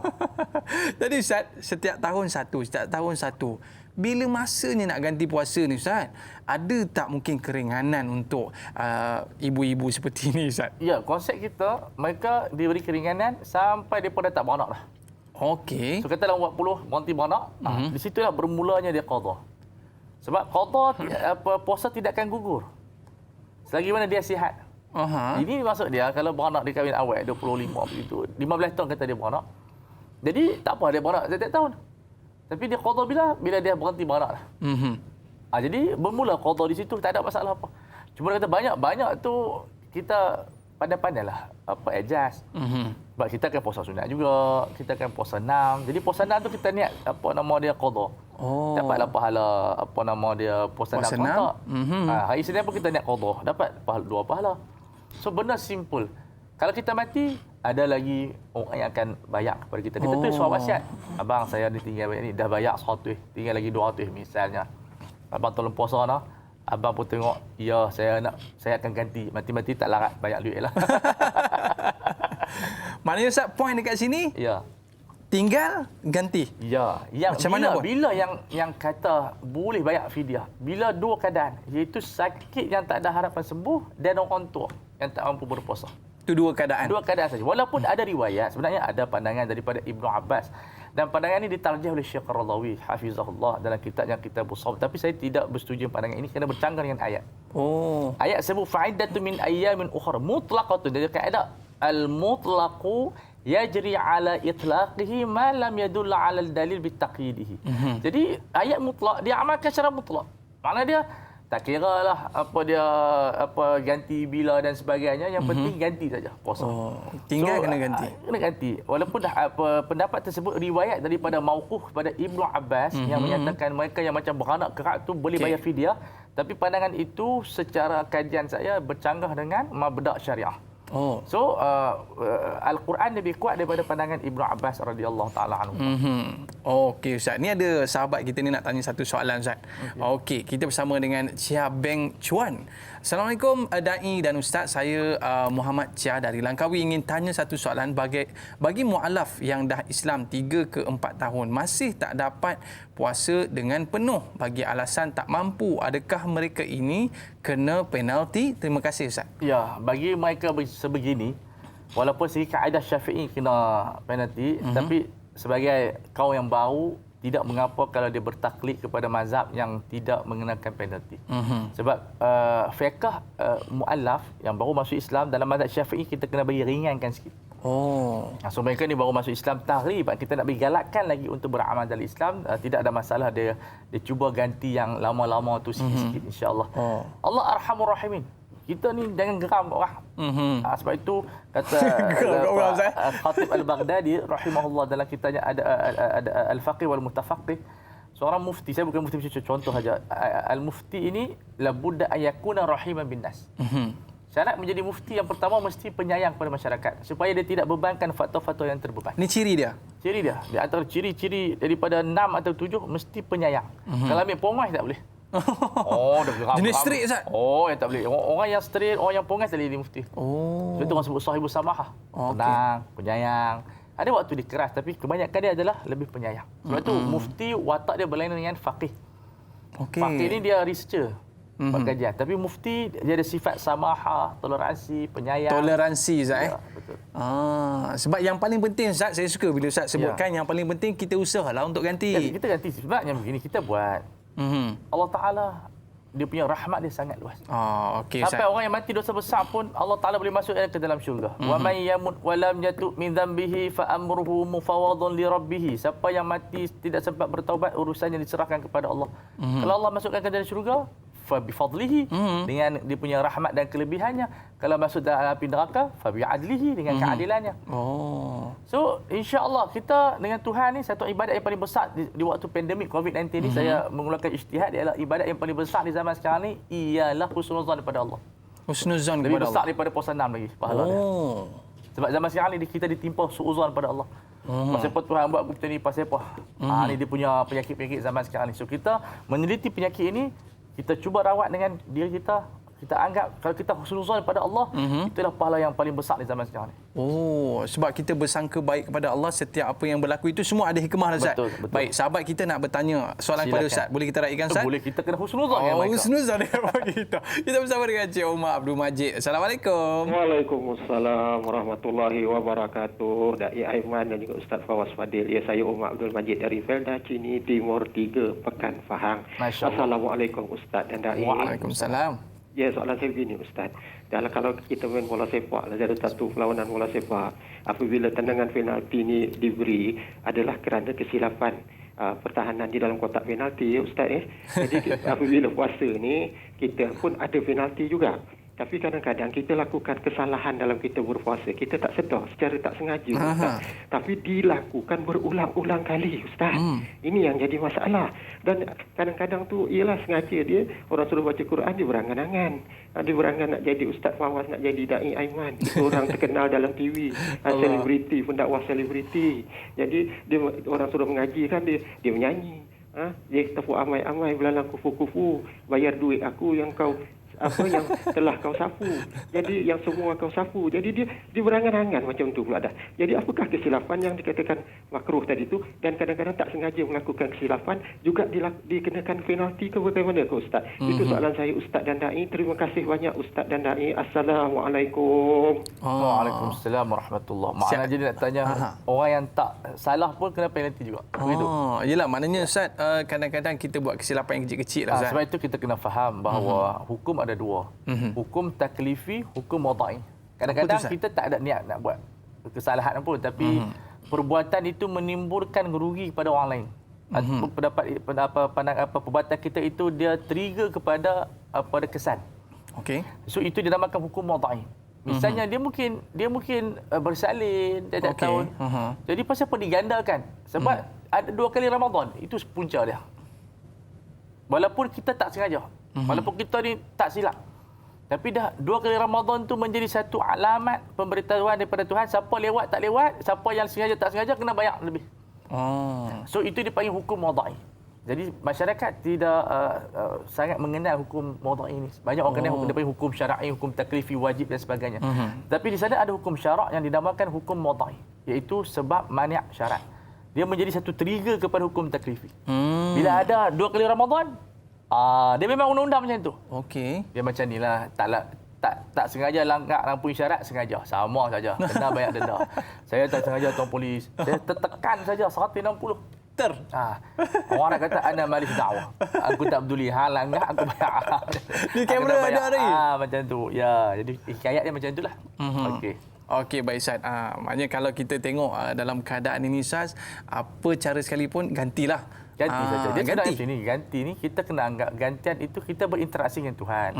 Seronok. Kadang-kadang kita macam kita bagi duit ke kasih kita lah, dia denda kita. Abang, hari ni tak buat kerja, abang kena buat kerja. Itu lebih kurang. Ini kekasih kita, Tuhan kita yang kita sayangi, yang kita sembah, denda kita. Kita rasa enjoy lah. Betul Ustaz, macam kita pinjam duit bini kita Ustaz. Ada tengah duk sengkit tu, pinjam duit isi, kita boleh ganti balik Ustaz. Lepas tu tak ganti-ganti. Lepas tu tak ganti-ganti. Okey, sahabat nak minta halal. Sebab dah bulan puasa kan. Okey Ustaz, sahabat kita Lela Ella. Nak minta halal waktu malam, waktu isyak. Waktu malam isyak, kenapa Ustaz? Sebab cerita Nabi Yusuf AS, bila mereka nak minta maaf dekat pak depa, main waktu isyak, waja'u abahum isyak yang bekun. Ini teknik ni Ustaz? Teknik. Jadi ulama kata pada waktu malam ni mudah orang nak maafkan. Jangan minta maaf waktu siang. Lagi dia marah. Jadi, sebab apa malam Ustaz? Sebab dia tenang sikit. Dah letih dah. Aku mengantuk. Apa aku maaf lah. Kena try ni. Try. Kalau tak boleh jangan cari saya. Ustaz, sahabat kita Ustaz, Lela Ella nak tanya soalan di Facebook. Soalan saya, bagaimana seorang perempuan yang datang haid? Adakah mereka perlu membayar kedua-duanya sekali, iaitu qada dan fidyah. Mohon pencerahan Ustaz. Terima kasih. Ini soalan antara paling famous, Ustaz. Tak perlu. Okey. Dia kalau siapa yang kena haid hanya mengqada pada waktu yang berikutnya. Jadi Aisyah dia qada waktu Syaban sebab dia banyak urusan dengan Rasulullah, menjaga Rasulullah. Jadi dia ambil kesempatan bulan Syaban baru dia qada apa yang dia tinggal. Oh. Jadi sebab itu kita katakan ini dipanggil qada ni wajib muasa'. Siapa yang ditinggalkan sebab haid lah. Wajib muasa' ni maksud apa? Dia bagi tempoh yang lama. Macam kita lah, cikgu kata siapkan kerja rumah minggu depan. Jadi ada 5 hari. Hari pertama pun kita boleh buat. Esok nak pergi sekolah pun boleh buat lagi. Hari kelima apa buat? Boleh, tak ada masalah. So kita boleh buat sampai bulan Syaban. Yang penting siap, Ustaz. Yang penting kita siap. Oh, persoalan timbul pula daripada benda tu. Kalau kami mati, Ustaz, dimaafkan. Oh. Sebab bila syariat mengharuskan lewat, kalau kita mati, tidak berdosa. Cuma keluarga kena qada lah dengan bayar, ataupun bayar fidyah. Hanya kita plan dah lah, Ustaz. Macam kita sembahyang. Kita ni sembahyang wajib muasa'. Zuhur 1.5, habis 4.5. Lebih kurang begitulah. Kita nak sembahyang niat pukul 3. Mesti dah niat lah. Sebab ada kerja, Ustaz. Tiba-tiba 3.20 mati. Oh. Berdosa tak? Tak berdosa. Tak berdosa, Ustaz. Sebab syariat sendiri yang mengharuskan kita lewat sembahyang. Masih dalam waktu. Masih dalam waktu. Yang kata lewat sembahyang haram tu ialah keluar dari waktu. Pukul 5 dah. Pukul 5 ataupun 5 minit sebelum keluar waktu. Itu dipanggil wajib, waktu wajib. Oh. Dia panggil waktu tahrim. Tak boleh kita tak boleh azan, tak boleh qomat, kena sembahyang je. Baca pun yang fardu je. Jangan duk Allahu akbar, duk habis qomat dah azan dah. So ada waktu yang panggil waktu tahrim, haram buat benda-benda sunat. Sunat pun disyaratkan jangan sampai ganggu wajib. Bila ganggu wajib, maka sunat itu menjadi haram. Oh, Itu yang menjawab persoalan soft-soft ni. Renggang benda tu sunat tapi takut ada risiko, maka benda tu tak boleh buat. Oh, okey, Ustaz. Baik. Ustaz, sekarang ni dalam keadaan pasal ibu mengandung tadi, Ustaz. Kita nak sambung sikit. Ibu mengandung lagi. Tapi ni masalah, Ustaz, dah beranak. Bila dah beranak, nak menyusu. Bila menyusu ni, ialah takut ganggu kandungan ni, Ustaz. Jadi, Ustaz, tapi sebenarnya dia boleh je nak berpuasa. Kan, tapi dia kata takut nutrisi lah, apalah, Ustaz. Jadi dia siap-siap tak puasa ni, Ustaz. Jadi bagaimana keadaan seperti itu? Kalau sebab tadi mengandung dah makan setahun dah, tak boleh puasa. Lepas tu menyusu setahun lagi. Kesian mengandung ni. Mengandung, beranak lagi, menyusu lagi, Ustaz. Dengan kalau mengandung tu kita boleh tanggung, kita tanggung. Oh, gitu, Ustaz. Oh. Hero. Itu buat emotion. Tu orang lelaki cakap lah kan. Aduh. Okey, Ustaz. Macam mana, Ustaz? Ni untuk menyusu ni. Fata ala walidiha. Kalau wanita yang menyusu dan mengandung ala walidihima, bimbang ke atas keselamatan anak mereka berdua. Aftarata, mereka boleh berbuka. Qada, jadi dia taqdiyan, mereka qada pada hari berikut, dan tafdiyan, dan bayar fidyah. Oh, sebab kita beri kaedah tadi bimbang sebab orang lain. Bimbang sebab orang lain. Ya, masalah puasa tak puasa bergantung kepada nasihat doktor. Ada setengah dia boleh puasa, tapi kalau baby tu macam tak bergerak masa mengandung, pergi dapatkan segera rawatan doktor. Sebab kita dapat maklumat dari doktor, dia bukan masalah bahaya janin itu kepada puasa, tetapi tidak pengambilan berat ibu terhadap kandungan. Misalnya dia kata, sebab orang tu kata, kalau kita puasa dia tak bergerak. Sebab dia tak dapat makanan, bukan masalah puasa. Biar dia itu mendapat pantauan daripada doktor. Sekarang ibu dia kata tak apalah, dia berehat macam mak. Bukan masalah rehat. Bila janin tidak aktif, itu mempunyai satu alamat-alamat yang kita kena rujuk kepada doktor dengan segera. Oh. Takut nanti dia bawa kepada mati. Bahaya, Ustaz. So, kalau doktor kata tak apa, puan puasa, maknanya dia ambil sahur pukul dia ada 5.30 begitu, nanti buka puasa, janin tak dia tidak terganggu. Cuma pastikan pergerakan dia, pukul berapa dan seumpama dengan dia. Jadi buat laporan. Masalah sekarang ni orang kita sekarang ni dia tak buat laporan kepada doktor dia. Dia diam macam tu. Lepas 2 minggu baby tak bergerak, pergi hospital. Kemudian dapati dia mati. So, benda ni berkaitan dengan maklumat daripada pakar kita. So, kalau nak puasa, tanya doktor macam mana puasa dia, makan dan seumpama dengan dia. Kalau ada risiko pada baby, dia buka. Jadi, benda simple saja. Simple. Ya. Maknanya, Ustaz, kita kena lihat kepada keadaan tu sendiri. Kalau dia bimbang ke atas keselamatan diri dia, dia hanya qada tanpa membayar fidyah. Okey, Ustaz. Maknanya kita kena dapat kelulusan juga daripada doktor, Ustaz, Dia kan? bukan kelulusan, maklumat saja. Maklumat daripada doktor. Katalah dia degil juga, puasa sah cuma dia berdosa. Tapi kalau dia bimbang juga boleh. Boleh, tak boleh ada masalah. untuk Sebab dia. al-fiqhu min babil dhann. Fiqh ni zan, sangkaan kita. Kita Sangkaan rasa kita. kalau aku berpuasa baby bahaya. So kita buka saja. Okey, Ustaz. Jadi, itu dia punya penjelasan saya rasa lebih jelas daripada cahaya matahari. Lebih jelas daripada cahaya matahari, Ustaz. Ya. Okey, baik, Ustaz. Lepas ni saya nak tanya banyak lagi soalan, Ustaz, berkaitan dengan kerja-kerja berat ni, Ustaz. Tapi kita berehat seketika, Ustaz. Boleh, saya pun kita kena berehat ni. Ustaz pun kena berehat. Okey, kita dah tamat di TV3 dan kita akan sambung lagi 30 minit di TV9. Kekalkan kesetiaan anda. Bertemu selepas ini. Tanyalah Ustaz, biar tahu, jangan keliru. Kembali selepas ini. Bismillahirrahmanirrahim. Allahumma inni a'udzubika minal baras wal junun wal judham wa min sayil asqam. Ya Allah, sesungguhnya aku berlindung denganmu dari penyakit sopak, gila, kusta dan penyakit-penyakit yang buruk. Amin ya rabbal alamin.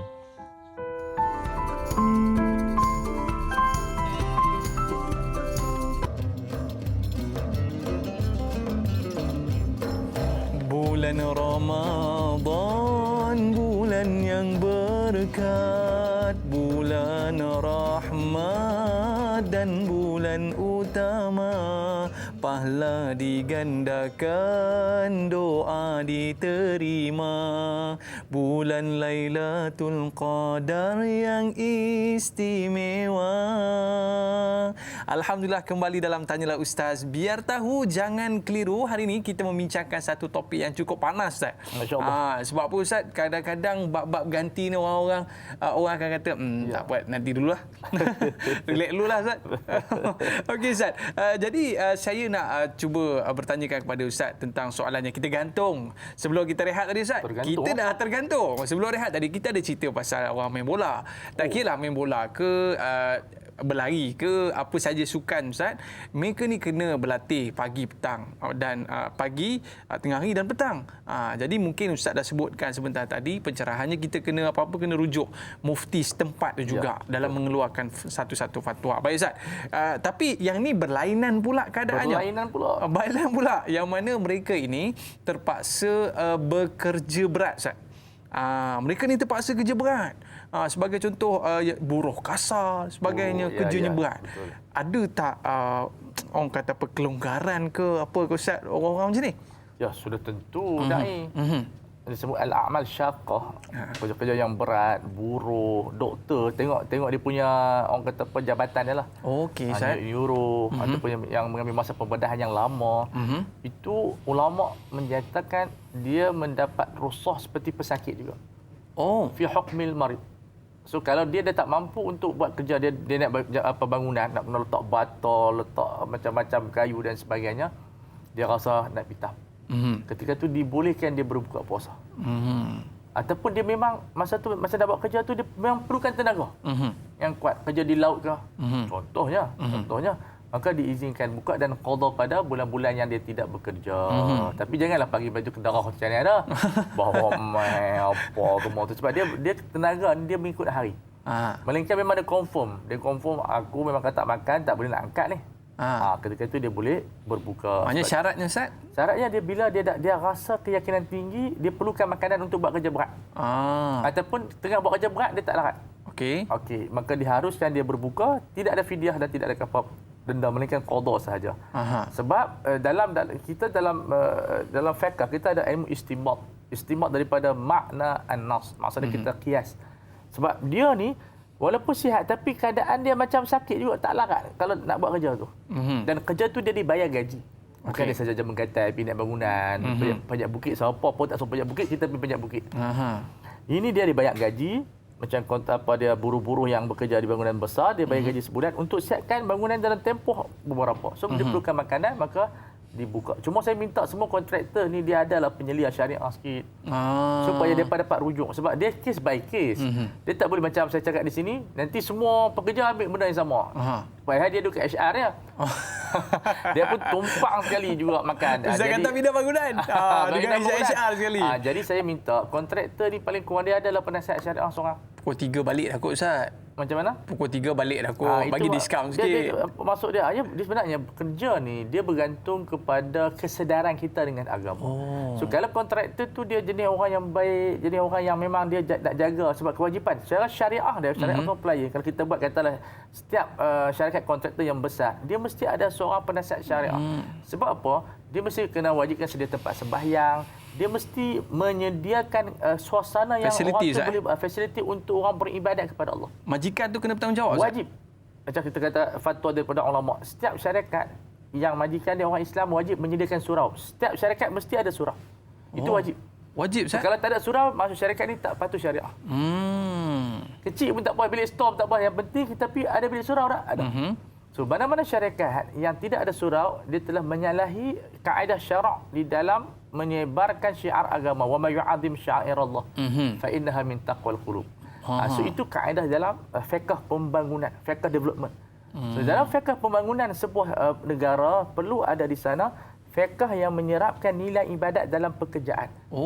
Hatta saya cadangkan kepada sahabat saya di Jakim dan juga kalau boleh dengar di sini sahabat-sahabat di majlis fatwa supaya kilang ini diharuskan mereka bersembahyang Jumaat di kilang mereka. Tapi ini bukan fatwa lah. Cadangan saya lah. Cadangan. Secara takhrij fiqhi. Apa dia punya implikasi dia? Kilang dia tak boleh berhenti macam tu. Bila dia beroperasi, dia tak boleh stop. Dia stop, dia akan rugi. Sebab dia kena buat kerja sampai habis. Dan sembahyang Jumaat ni dia bertukar-tukar. Ada pukul 1 start masuk Zuhur, jadi awal sikit Jumaat dia 1.30. Ada yang kalau Jumaat 1.30. Zuhur dia pukul 2. So dia tak boleh ubah-ubah macam tu. Jadi dia kena buat sistem shift. Tapi kalau kita, mana dia mereka hantar surat kepada majlis fatwa sebab yang luluskan masjid ni mufti. Dia kena tahu bidang kuasa ni bidang kuasa majlis fatwa. So mereka hantar pegawai dia pun pergi check tengok apa semuanya. Cukup 40 bilangan orang ataupun mereka timbang-timbang macam sekarang ni ambil 30. Yang penting dia pun tak tinggal sembahyang Jumaat. Penting Ustaz. Wajib benda tu. So di situ kita bina tempat khas sembahyang Jumaat untuk pekerja-pekerja kilang. Tak adalah isu timbul pekerja kilang tak sembahyang Jumaat. Tengah hari pergi makan je Ustaz. Tapi benda ni perlu kajian daripada pihak Jabatan Mufti. Bukan saya lah, saya tak ada apa. Saya rasakan ini satu usaha yang cukup menarik Ustaz. Dalam kita nak menerapkan prinsip Islam itu dalam pekerjaan. Dan ini tanggungjawab sebagai seorang majikan. Ustaz, ada satu kes viral. Apa tu? Banyak kes viral ni Ustaz. Okey, sampai kita nak tanya satu soalan. Intan Zurina Abdul Razak. Assalamualaikum Ustaz, Da'i dan warga Tanah Ustaz. Mengenai seluruh karya di satu kawasan yang perlu menggantikan semula puasa mereka atas kesilapan azan maghrib terawal beberapa minit. Ada pula para agamawan yang mengatakan tidak perlu digantikan kerana mereka tidak bersalah dalam hal ini. Yang mana satu betul ni Ustaz? Semua tu betul. Okey. 8 mazhab menyatakan batal. Daripada Syafi'i, Maliki, Hanbali, Zahiri, Ibadi, Imamiyah, Zaidiyah. Batal. Sebab la ibrata bi dhanni al-bayn khata'u. So kita memang kita zon, tiba-tiba kita tersalah. So dia trigger kepada pembatalan. Memang begitu. Tapi ada riwayat daripada Umar bin Khattab yang menyatakan kalau kadar sedikit dimaafkan. Tetapi bila kita menilai balik riwayat daripada Umar dengan pandangan majoriti ulama, benda tu waktu siang. Dan Quran menyatakan mesti kita dia berpuasa sampai habis. Makna sampai Nabi pun sebut dia waktu tu sampai kepada maghrib. Makna dia ghurubi syamsi. Sekarang ni dia berpuasa dalam keadaan ghurubi syamsi tak berlaku. Qiyas kepada masalah apa? Fi man salla qabla waqti. Siapa yang sembahyang zuhur sebelum waktu dia. Sembahyang tu nak kira apa? Tak boleh Ustaz. Sembahyang tu kira sunat je lah. Tapi bukan sembahyang zuhur. Sebab sembahyang dia ada waktunya, puasa dia ada waktunya. Jadi pandangan Sayyidina Umar itu lebih kepada istihsan. Istihsan maksud apa? Yalah dia tak sengaja. Namun waktu qada dia 11 bulan. Bila kita timbang-timbang, pandangan 4 mazhab itu lebih kuat daripada riwayat daripada Umar bin Khattab. Namun kalau dia tenang dengan pandangan tersebut daripada agama tersebut, itu hak dia lah, dia pilih. Tapi bagi ahli fatwa di Malaysia yang saya teliti, semuanya kena qada. Dan itu pandangan yang saya tenang di situ.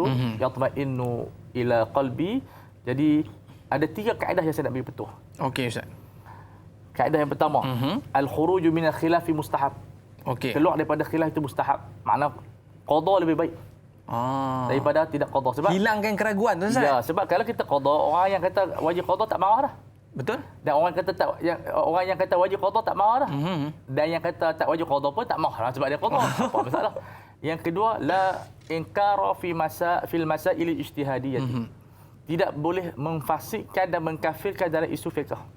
Oh. Okay. Dan yang ketiga, mandi betul ya bi syai'in falyuqalib man ajazah. Kalau kita ada problem dalam mazhab kita, susah kita nak buat, kita ikut mazhab lain. Tapi tak ada problem. Apa suruh qada saja. Puasa sambil-sambil puasa sunat. Sebab itu apabila kita keraguan, itu kena faham. Masuk waktu maghrib bukan dengan azan masjid, bukan dengan azan TV. Okey. Masuk dia dengan ghurubus syamsi.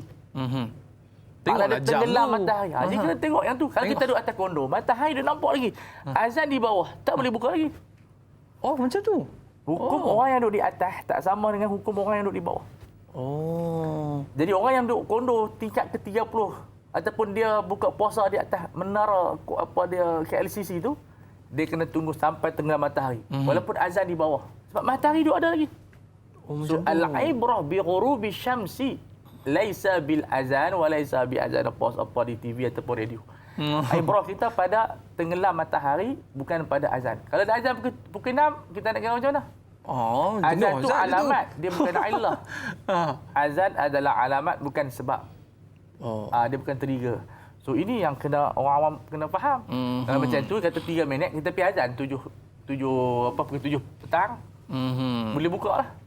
Maknanya jadi contoh macam seorang pelakon dia buat lawak lah band tu, dia dalam tengok YouTube tu, dia pergi Kedah, pergi Kok Diang.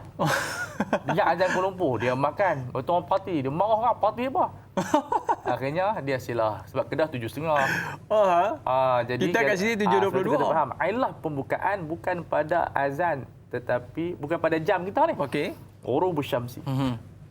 Tenggelam matahari. Okey Ustaz, kita berehat seketika. Boleh. Ada lagi ni soalan ni Ustaz yang kita nak tanya kepada Ustaz. Tapi kembali selepas ini. Tanyalah Ustaz biar tahu, jangan keliru.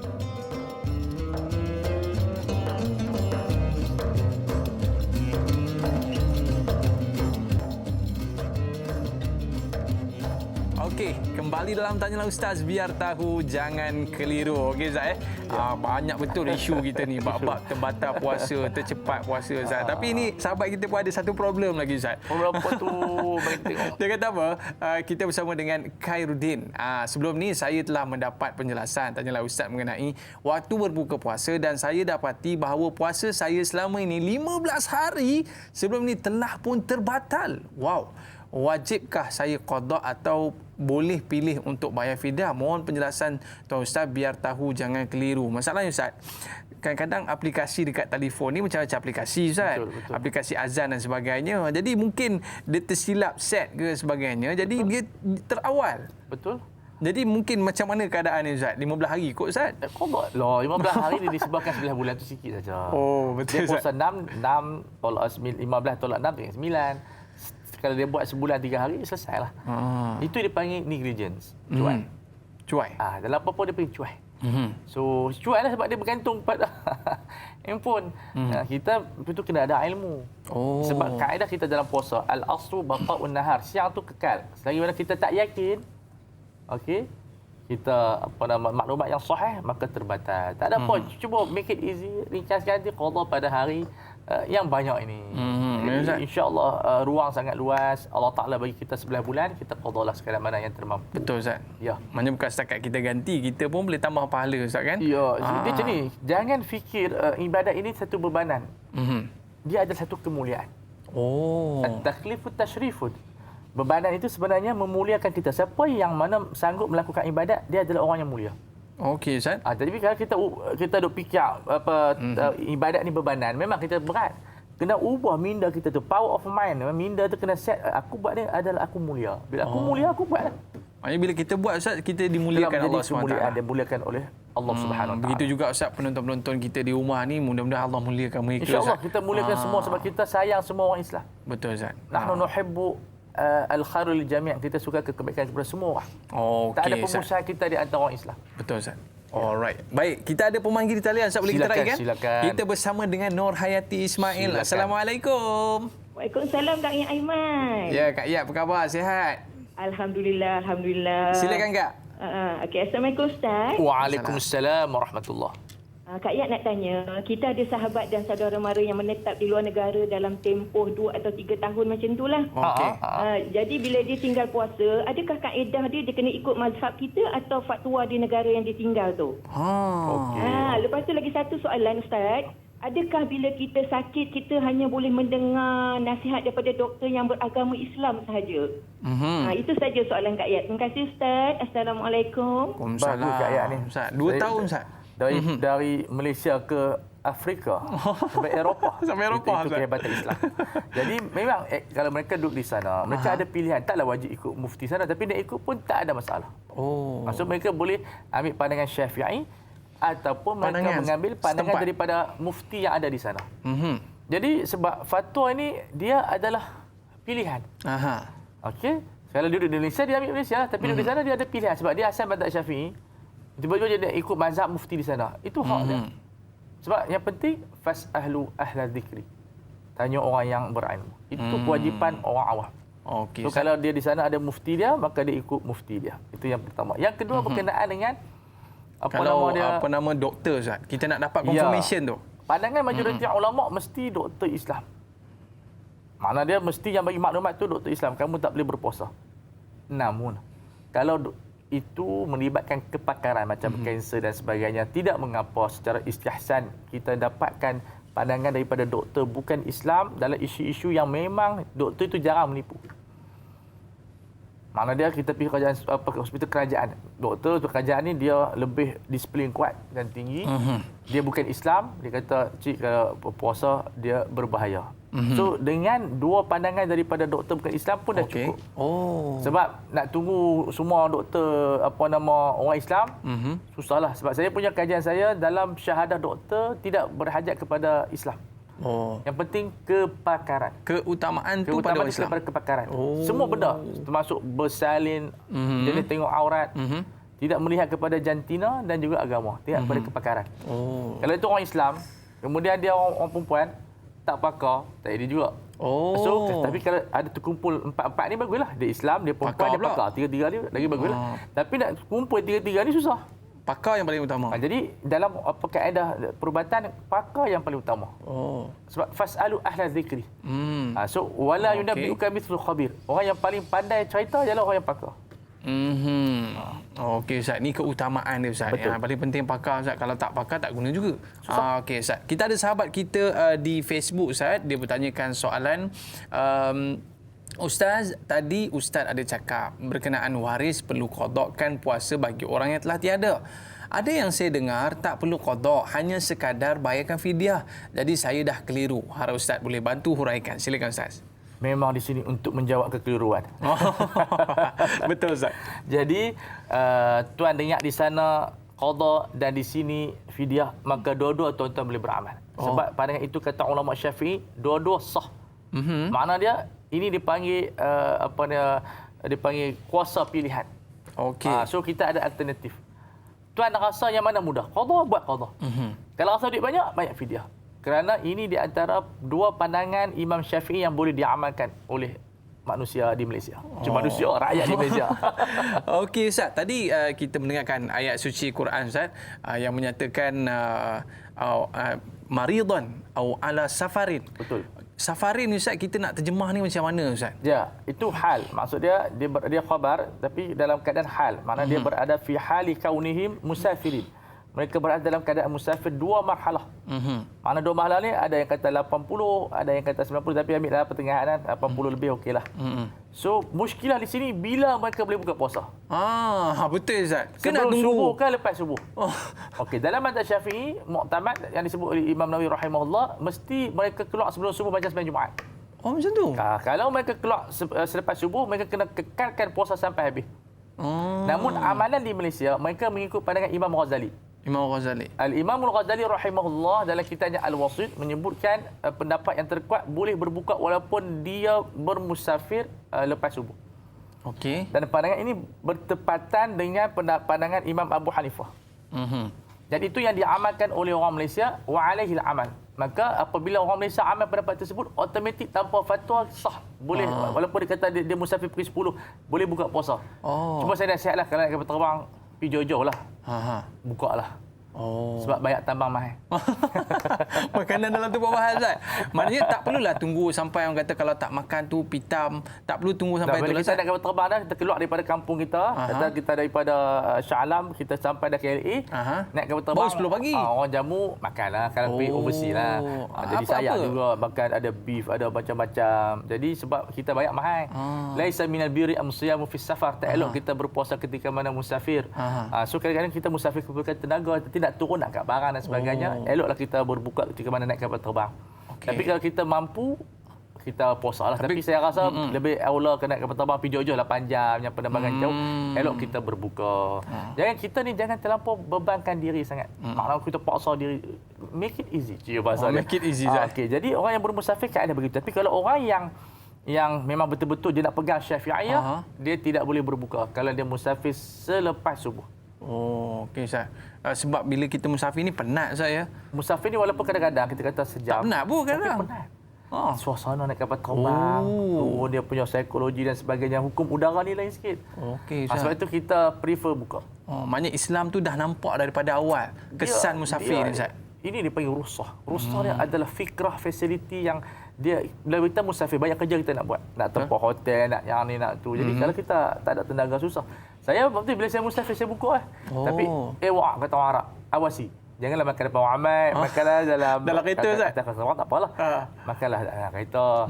Jangan duduk dekat RR tu. Masya-Allah. Orang semua pakai tengok. Malu pak. Pakai topi putih pula. Allahu akbar. Apa malu? Tak boleh. Tak boleh, kena malu jugalah. Kena malu. Okey, Ustaz. Sebab apa kita menghormati bulan yang mulia ni, Ustaz? Sahabat kita ada nak tanya soalan lagi, Ustaz. Silakan. Boleh, Ustaz? Apakah ganjaran? Kita bersama dengan teratai Uda. Apakah ganjaran yang diperolehi oleh mereka yang menjaga puasa mereka di hadapan Allah kelak, Ustaz? Ni dia jaga sungguh. Bab kata Ustaz tadi, dia cukup beradab ni, Ustaz. Kalau dia tak boleh puasa pun, dia tetap tak makan depan orang. Kemudian dia ni cukup menjaga puasa dia elok-elok, Ustaz. Ni bukan maksud dia menjaga puasa, dia berpuasa. Dia berpuasa dan mungkin ada keadaan dia tak berpuasa tapi tetap dia jaga. Ada fiqhnya. Maknanya wajib dia berpuasa bersama dengan golongan yang berpuasa. Sekiranya keadaan, contohnya hari ini kita dah habis dah. Esok kita raya. Kita pergi negara yang esok tak raya lagi. Apa puasa yang terakhir?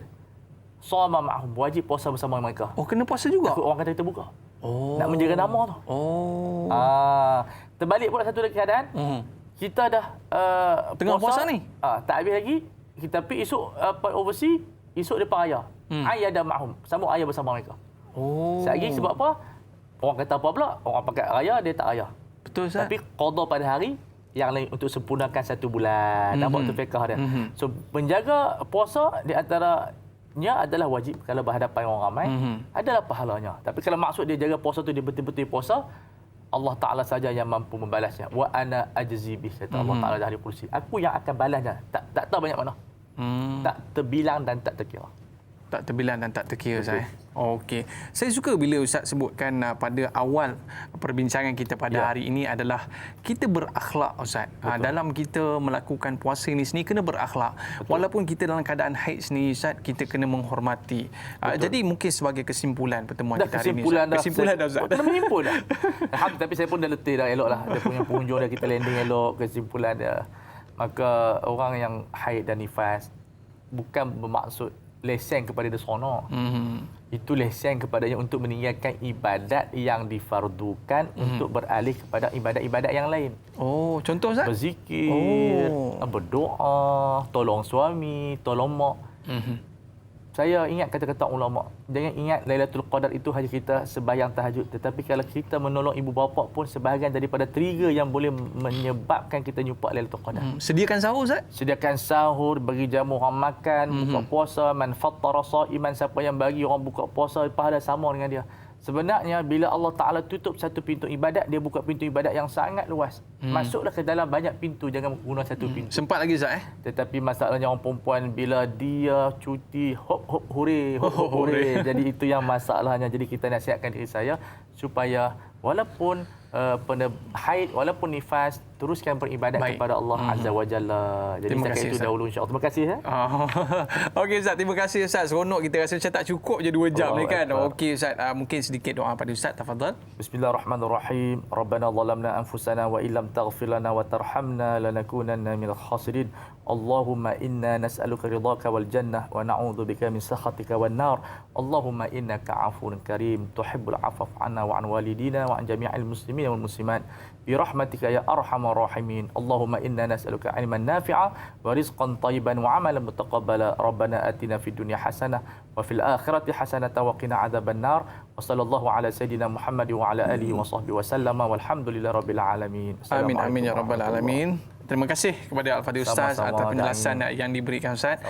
Moga kita mendapat barakah dalam bulan Ramadan. Baik Ustaz, kita ada pertemuan pada esok hari Ustaz bersama dengan sahabat saya Dai Hadari sebagai moderator, dan kita ada panel Ustaz Halim Din dalam topik Tadarus Al-Quran.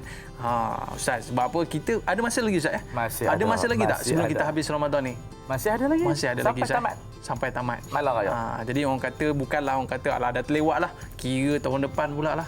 Tidak ada yang terlewat. Tak ada yang terlewat tapi istilahnya kita teruskan melaksanakan ibadah sehingga ke akhir Ramadan, dan lepas Ramadan teruskan istiqamah dalam kita melakukan apa-apa saja pekerjaan. Terima kasih sekali lagi kepada Al-Fadhil Ustaz. Terima kasih kepada para penonton atas kesetiaan anda semua. Saya Dai Aiman mohon maaf di atas lanjur kata terlajak bicara. Like dakwah, share ilmu. Assalamualaikum warahmatullahi wabarakatuh. Jumpa lagi. Waalaikumsalam warahmatullahi wabarakatuh. Terima kasih Ustaz. Terima kasih.